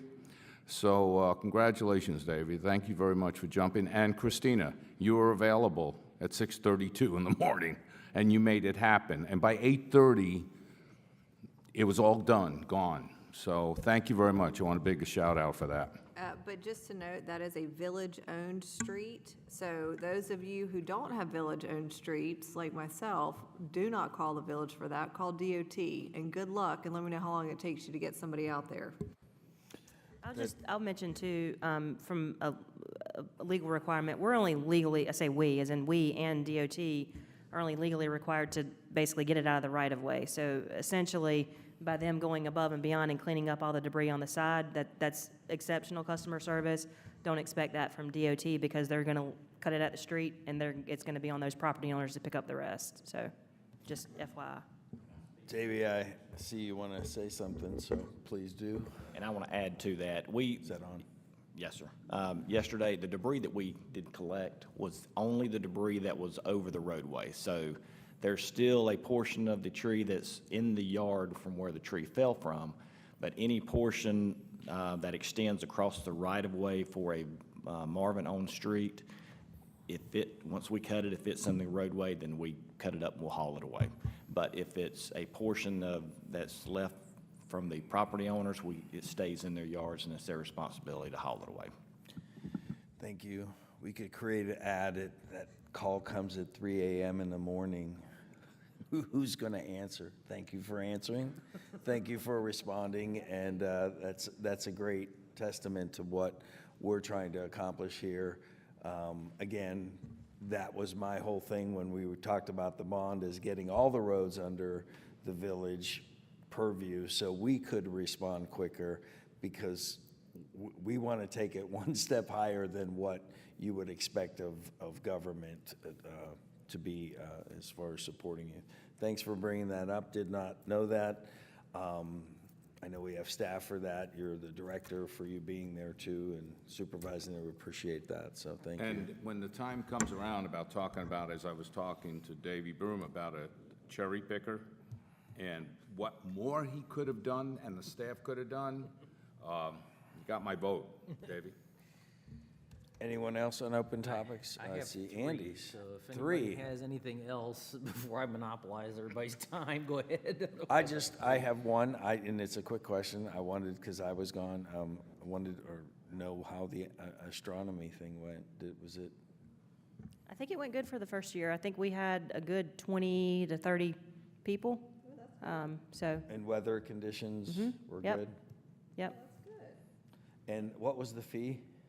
20, I think it was free for Marvin and 20, no, There was a fee for Marvin.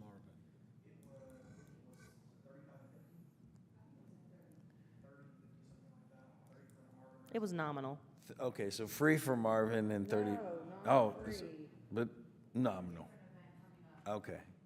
Well, I just want to point out, because as I was looking, we were in Maui this last week, and there was a big astronomy thing there, and it's $250 per person. I think that's a little different. To go do, but it's looking through things, but you know what? We're trying to do events, trying to provide things for the community. This is a perfect example. I was just curious how that went. Thank you. No side comments there, so. Go ahead, and you've got the floor. All right, so, a couple things. So recently, it was brought to my attention, again, we've had issues with drainage in the Belgrove community since it started, basically. When they finished the streets in Belgrove, when they capped it, they did do some grading of the final cap to divert water in certain areas, but it has not been enough to take care of one of the cul-de-sacs in particular. And so some residents have done some things to try to mitigate some of the water pouring down on their homes, brought up some issues in our right-of-way. We've had to, our engineer, Hunter's gone out there to discuss these different things with these homeowners. What has come out of this is that our engineer looked at the situation there, and the sheet that you have in front of you shows what the engineer came up with. And basically, that community does not have curb and gutter. It has ditches on either side of the road. Unfortunately, there is no ditch at the end of this cul-de-sac where all the water pours down the street straight into these people's homes that sit below grade. So with our engineer's analysis of this, that ditch and drainage pipe that would divert the water away from these people's homes would cost the village $12,175 to do this. As far as my own personal opinion, I feel that we owe the residents this water mitigation, not just the two people that live there, but for forever. This is always going to be a perpetual problem if we don't solve it. It is our street, it is our right-of-way, it's water that comes from the entire end of the community, that entire cul-de-sac that goes down onto into this cul-de-sac and runs over into these people's homes. Why was this not done when the neighborhood was built? Well, that's good where I was going to go to, because this was when this was one of our first ones, probably right about when I came in as mayor. There was a big learning curve when we were approving developments, is my understanding, and one of them was curb and gutter. So now that we're getting smarter, we're putting in, allowing easements for pathways, all those things that you're learning as you go in the 30 years we've been around. So I think that's probably what you will hear from Hunter, and I'll let him speak. Yeah, so the Belgrove subdivision was originally approved by the village, I believe in 2013. Either way, it was between 2013 and 2015. During that time, we did not have standards like we do today, where any new subdivisions have to have a curb and gutter, minimum road we had minimum road standards and all that stuff, but we didn't require curb and gutter. That neighborhood then began developing, went through multiple developers, and then when Empire bought bought the remaining lots in 2021, once again, they are following the original approved plan, so we cannot force them to amend the original approved plan, because that was up to standard at what it was at that time. And I'll just reiterate here, he said 2013-ish. So by the time the developer actually finished and pulled out, there was 10 years later, which typically you don't see developments last for 10 years. So they're kind of operating under another set of ordinances because they had vested rights in whatever was in place back then. So yes, to your point, learning curve, we just got into that business. Actually, I don't even think we had gotten into We that didn't business. even have a standards on roads at that point. Correct, because we deferred to DOT, I believe. Yeah, they were gonna, at the time, we thought it was gonna be turned over to DOT upon completion of these streets, correct? At that point, I think that was the plan. I think on the final plat, and most of them say that either roads to be dedicated to NCDOT or Village of Marvin. I mean, basically where it opens it up, where it's, obviously DOT is going to defer to us if we are in that business. At that time, we were not. And so it would have been NCDOT that would have taken over those roads if it would have been completed right away or within the, normal timeframe. I have a clarifying question. I know you guys have been looking on Clare Ridge Court because there's drainage issues. I know that there was drainage issues on Belgrove as well. This is based on 8 months ago when we had some residents come in here. This looks like it says Magnolia Court. Is there drainage? I didn't know there was drainage issues. Should be Clare Ridge Court. Okay, Does it say this, Magnolia? Well, per the 2013 approved plan, original plans, I believe this road was actually originally designated to be Magnolia Lane. Michael did this preliminary sketch, and I sent him the original approved plan so he can do it. Part of my question is, I understand that we didn't have the standards for curb and gutter. I understand that. But when we had multiple people come in from Belgrove complaining about multiple issues, and, I mean, this isn't curb and gutter that they're adding. They're adding a drainage ditch. So why was that drainage ditch not part of what needed to be done? Whether it was from our engineers, staff, residents, why wasn't it noted at that point and taken care of then when we were getting the developer to fix all of the final issues? I mean, again, I get the whole curb and gutter thing, we didn't have it, but this is a drainage ditch. So two things. One, Christina, answer your question regarding some other areas of Belgrove. We did have Empire make the necessary improvements for that. Regarding this specifically, at that time, all that you had on top of the road or the initial layer. You didn't have that top surface, which the top surface was raised at the crown of the cul-de-sac to basically where then water drainage diverts to the swells on the side of both properties.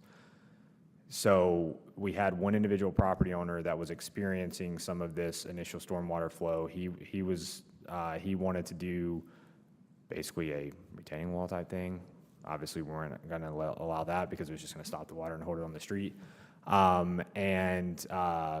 The neighboring property put up a berm with some vegetation plantings that basically just to help slow it down, divert it in whatever way. So at that time, we were not made aware of a significant issue. I think what is occurring now is it's everything's functioning how it's supposed to, but to an extent, there's still just that one property in the back right is just experiencing significant runoff because the lack of vegetation that he's got planted in the front on top of any other type of diversions that's potentially occurring. So how much is this fix? 12,000. And how much does additional vegetation cost? Not sure. And I do want to mention this ties into a few other things. After my conversation with DEQ, and this is out of our jurisdiction to an extent, but it does kind of play into potentially what the neighborhood is about to have to deal with. And what I mean by that is that, in short, DEQ has certified the drainage swells and so on and gave them the post-construction permit. The post-construction permit is in the original developer's name currently still.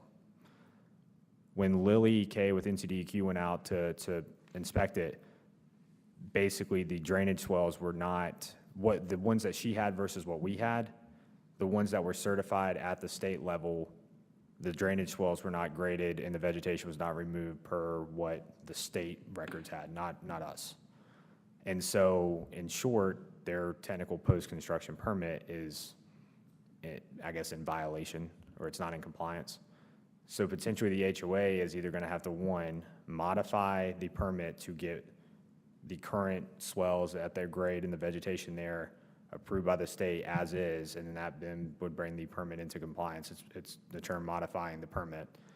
Or two, the HOA would have to pay to have these additional work done to then comply with what their post-construction permit means, or is. Option one of modifying the permit is a whole lot easier of a route.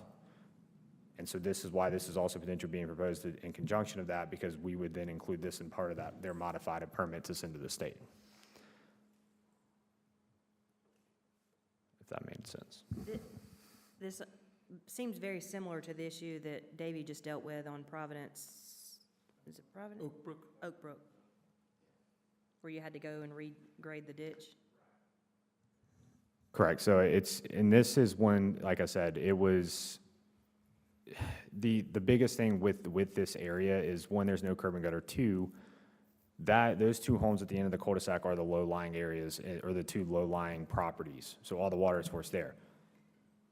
Common sense says, hey, why didn't the storm drainage swell go right down the middle of those two properties? Well, that's where the sewer line's at, and that couldn't happen. So that's why it's graded to go to the side of those properties.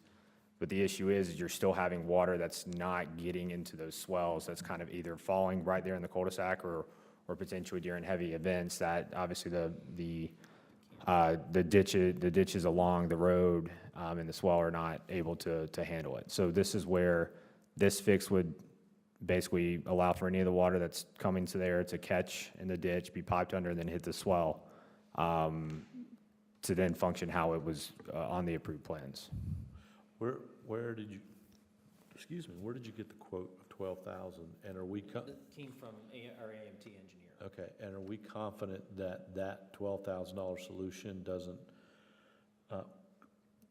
is the solution 100%, and does it not create a larger problem? First of all, it was our AMT engineer, which that's what his job is to know this stuff. From my experience in all of this, and then I'm going back with my 30 years of grading experience and what I've seen over here personally, I feel like that the ditch, moving the water to both sides of these two residences and going down those drainage easements that are engineered to go to the creek, this will mitigate the water that overflows across their properties and floods out their basements and such. So I feel confident that a $12,000 fix is a fix for a permanent fix for this situation. And it's because this is always going to be a problem. The rest of the community has ditches on either side of the road to catch the water, just as our DOT roads do everywhere. So I'm not sure why that wasn't in the original plan to put a ditch around the end of a cul-de-sac that goes downhill, but the problem is that there were, 10 years developing this. There were a lot of different things that were missed so many years ago when the original plan was put in place. And so, to Hunter's point, we couldn't force them at the time to do this. Now there are roads, so it's kind of it's our responsibility to take care of our roads. And it's in our right-of-way that we own adjacent to the road. So it would be the village's responsibility to mitigate this issue for our residents. It would be no different if we ignored this than what DOT did to us with a 24-inch pipe that dumps on our property that we are having to take care of ourselves. And would it be, we didn't feel like that was right what they did to us. It wouldn't be any more right for us to not take care of this. And Well, they did an action, though, that caused that. Yeah, we didn't. Whereas we didn't. It's the lack of action by the developer initially. true. Well, I'm also concerned about that our engineer didn't catch this, as they were going out doing all of their final stuff. Like because when we were out there, I remember we had Belgrove people in here and they were complaining about the streets and the developers here, and he's like, yeah, I got that. So we're like, okay, great. Our engineer was out there. Why did they not catch this? Once again, it was tough because you had multiple property owners wanting to do different things.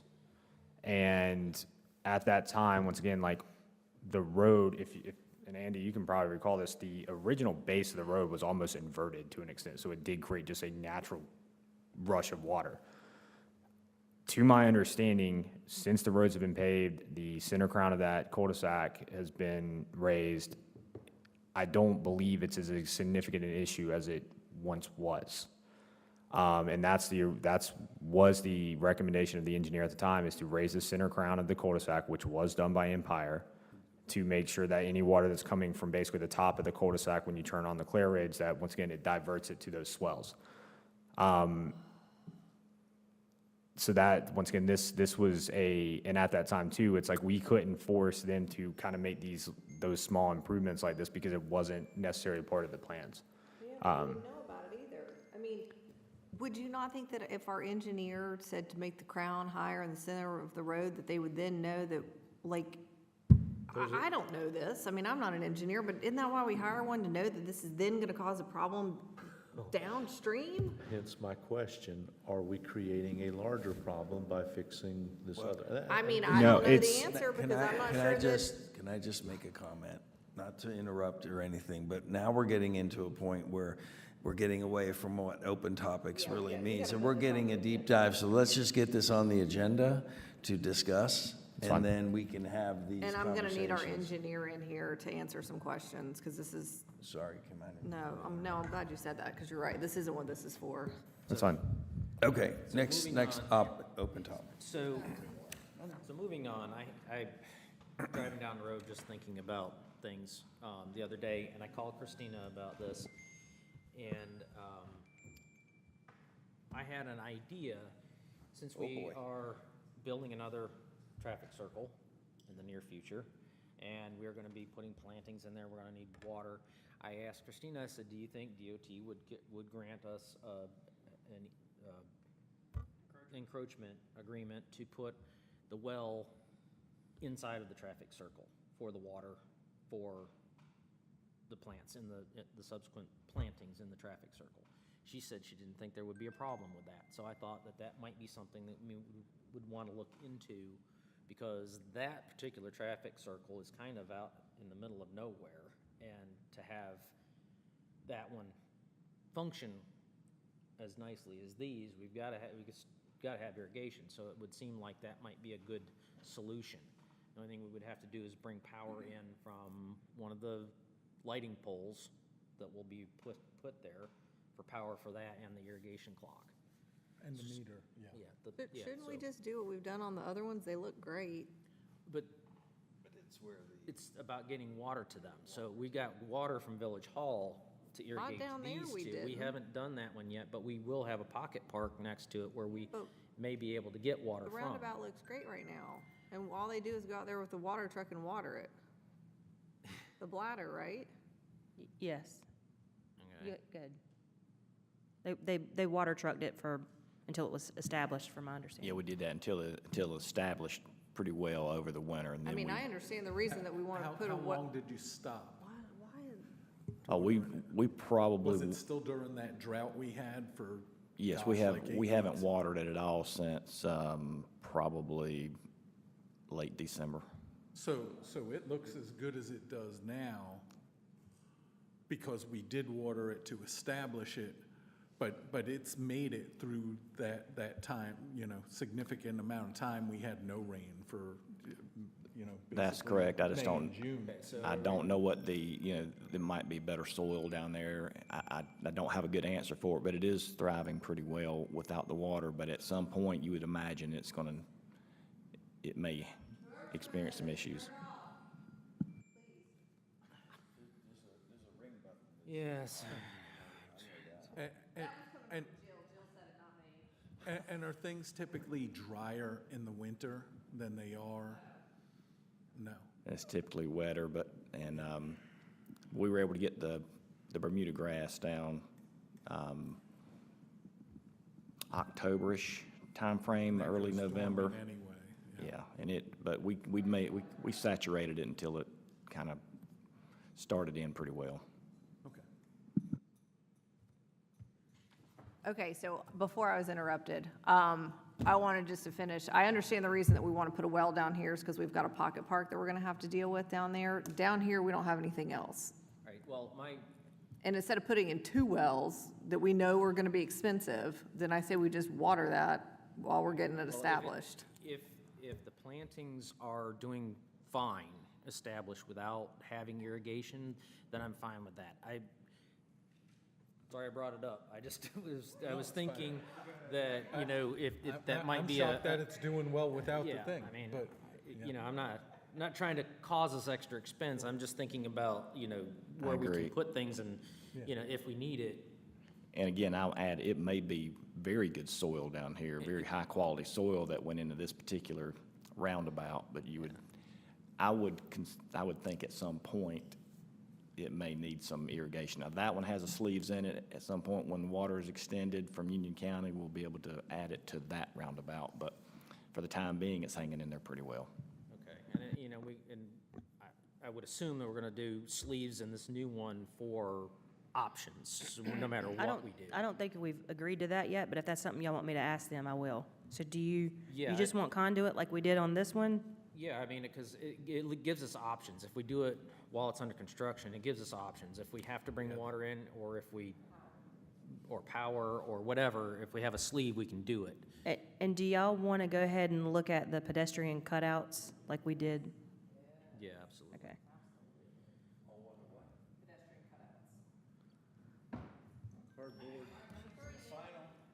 All right, and the last thing I wanted to bring up, I've got issues at home, I'm sorry. So Stacy Howie, being that the state just repaved that road and that we have communities on both sides of that road, I feel like that should probably be something we consider bringing into the village system. It gives us options also for traffic control on that road. For right now, as of the law, that road from Waxhaw Marvin Road to the state line is 55 miles per hour because by state law, if it's not posted, maximum speed limit is 55. It is not posted. So it's 55, okay? The other thing is the traffic problems, the turning and all the crazy traffic right there with Providence down South's gate right there, and all the people that commute from South Carolina through there to Waxhaw Marvin Road. It's becoming a real traffic nightmare there. So if we control that road, we also have options to, you know, have our own ordinances as far as traffic flow and such. So I feel like it's prudent that we look at taking over that short section of road so that we have options for those reasons. Is that, Christina, is that intersection not on the, critical intersection list? And if we take it over, then we may not get the funding for it since we own it? No, it's still, and I will verify, but my understanding, it still would be on the critical intersection list because that intersection still does cross within another NCDOT road. And two, that intersection is currently a part of the design project that the county got awarded through CRTPO to do an initial cost estimate and improvements for the recommended design of that intersection. So to my knowledge, it shouldn't, but I will double check with Bjorn that it would not take away the availability for us to go for funding through CRTPO as well as a part of this project with them for the design. Okay, if you can confirm that, let's just put this on like a work session at maybe the end of August and just talk about it a little bit more, because I'd like to talk about it a little bit more, and again, open topic's not really the. I just wanted to bring it up, that's. Right, yeah, let's Now- do that.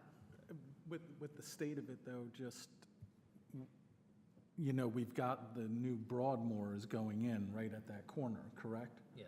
So are they being required to, you know, do some portion of, Their portion of Or is road everything improvements is on on Waxhaw Waxhaw Marvin? Marvin Road. okay. And, you know, and of course, the gates is on the other side.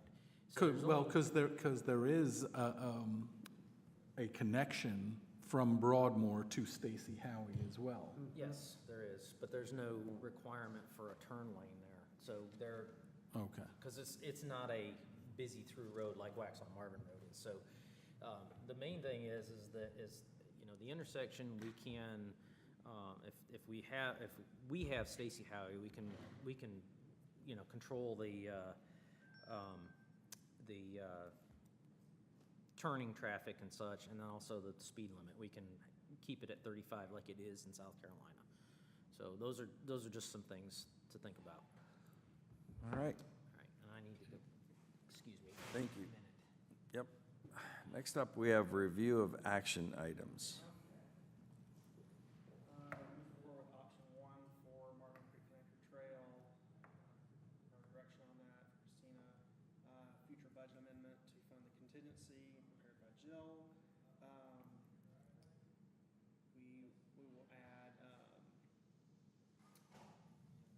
about our 30th anniversary to our communications and to our future events. I'll work with Polly on, getting us an updated logo to commemorate 30th anniversary.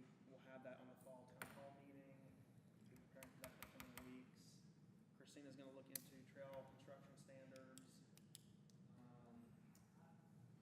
Between Hunter and David, they'll work on the issue in Bell Grove and have that on a future agenda. Christina is going to, request conduit and sleeves for Bonds Grove, and conduit sleeves and pedestrian cutouts for Bonds Grove, Waxaw Marvin roundabout. And Hunter's gonna confirm with Bjorn on the implications for us taking over Stacy Howie regarding the critical intersection study. That's all I got. Any other additions?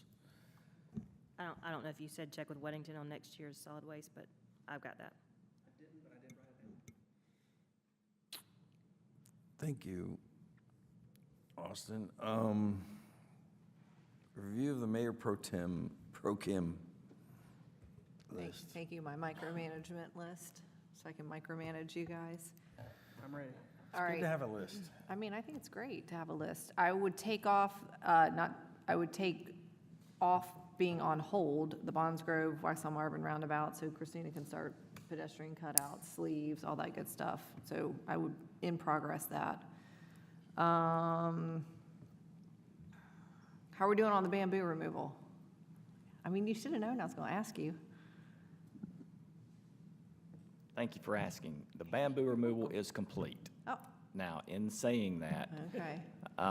the With walking that being said, path, yes and no. we've removed all of the bamboo that's inside the walking area, the park area of Marvin Efer Park. There is a stand of bamboo between the walking path that extends beyond the restrooms to our neighbor's property, and we were going to leave those there as a buffers, if you will. But staff will maintain those. If they encroach on the walking path, we will remove those, but we're going to allow the stand to remain between the walking path and the property line. And our urban forester feels good about that? They're fine with that. We just have to, we'll be addressing our side of the park constantly over the next several years, but if you go out there, it looks, this grass, it's basically grass, but we're maintaining it on a weekly basis. Great, Dave? awesome. Yeah, and Kim, I actually, oh, sorry. Are you gonna spray, or what do you, to keep the growth down? The, Keith believes the best way to remove it is just to cut it with a mower on a weekly basis, and that over time, you will actually, it'll lower the rhizome and kind of kill its energy. So rather than spraying it with any kind of herbicide, we're just maintaining it with mowing. Okay.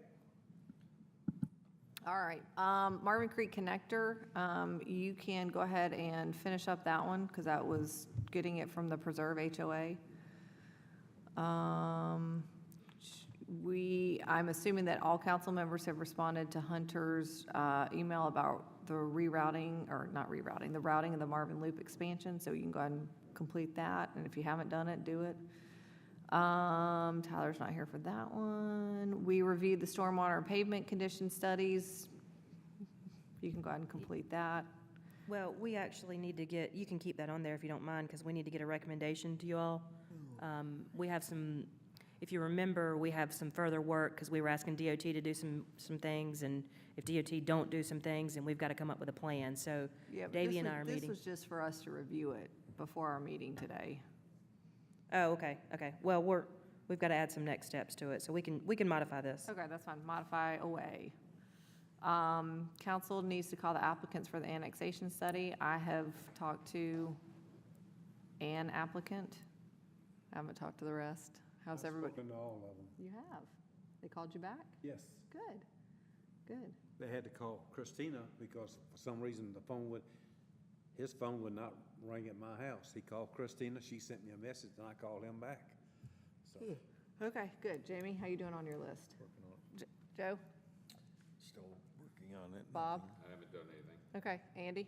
Okay, John, you're done? I spoke to the original 5. I believe there might be some There were additional. original 7. 7, I'm sorry. I spoke to all We original gotten 7. any I believe there might be some additional ones. No further applications have Okay. been received, but I was expecting to get one from Jennifer Barbara and Bob Nunnenkamp. Okay. I have not received those yet. All right. And that's it. Okay, I'm done. I'm finished. Thank you. All right, moving on, council comments. John? I'm good, no comment, thank you. Andy? I've spoken enough. Bob? Cherry pickers. I'm just putting cherry pickers in Vote here. for your favorite cherry picker. Wayne? I want to thank the staff, especially what Davey did about the tree getting cut down. And it's good information. I had not heard about that. The officers and, as I said, the staff. So, thank you. Jamie? Staff for a lot that, the summer, people, it kind of slows down for some, but for staff, they're stay extremely busy. So thanks for keeping your eye on the ball, all of you. And thanks to our sheriff's department as well for all that they do. Kim? I'm good. Thank you. All right, I just have a couple things. First, obviously, thank staff and Davey, and thank your staff on our behalf as well for being able to respond so quickly. And again, it was, like Wayne, news to me, so, but great to hear.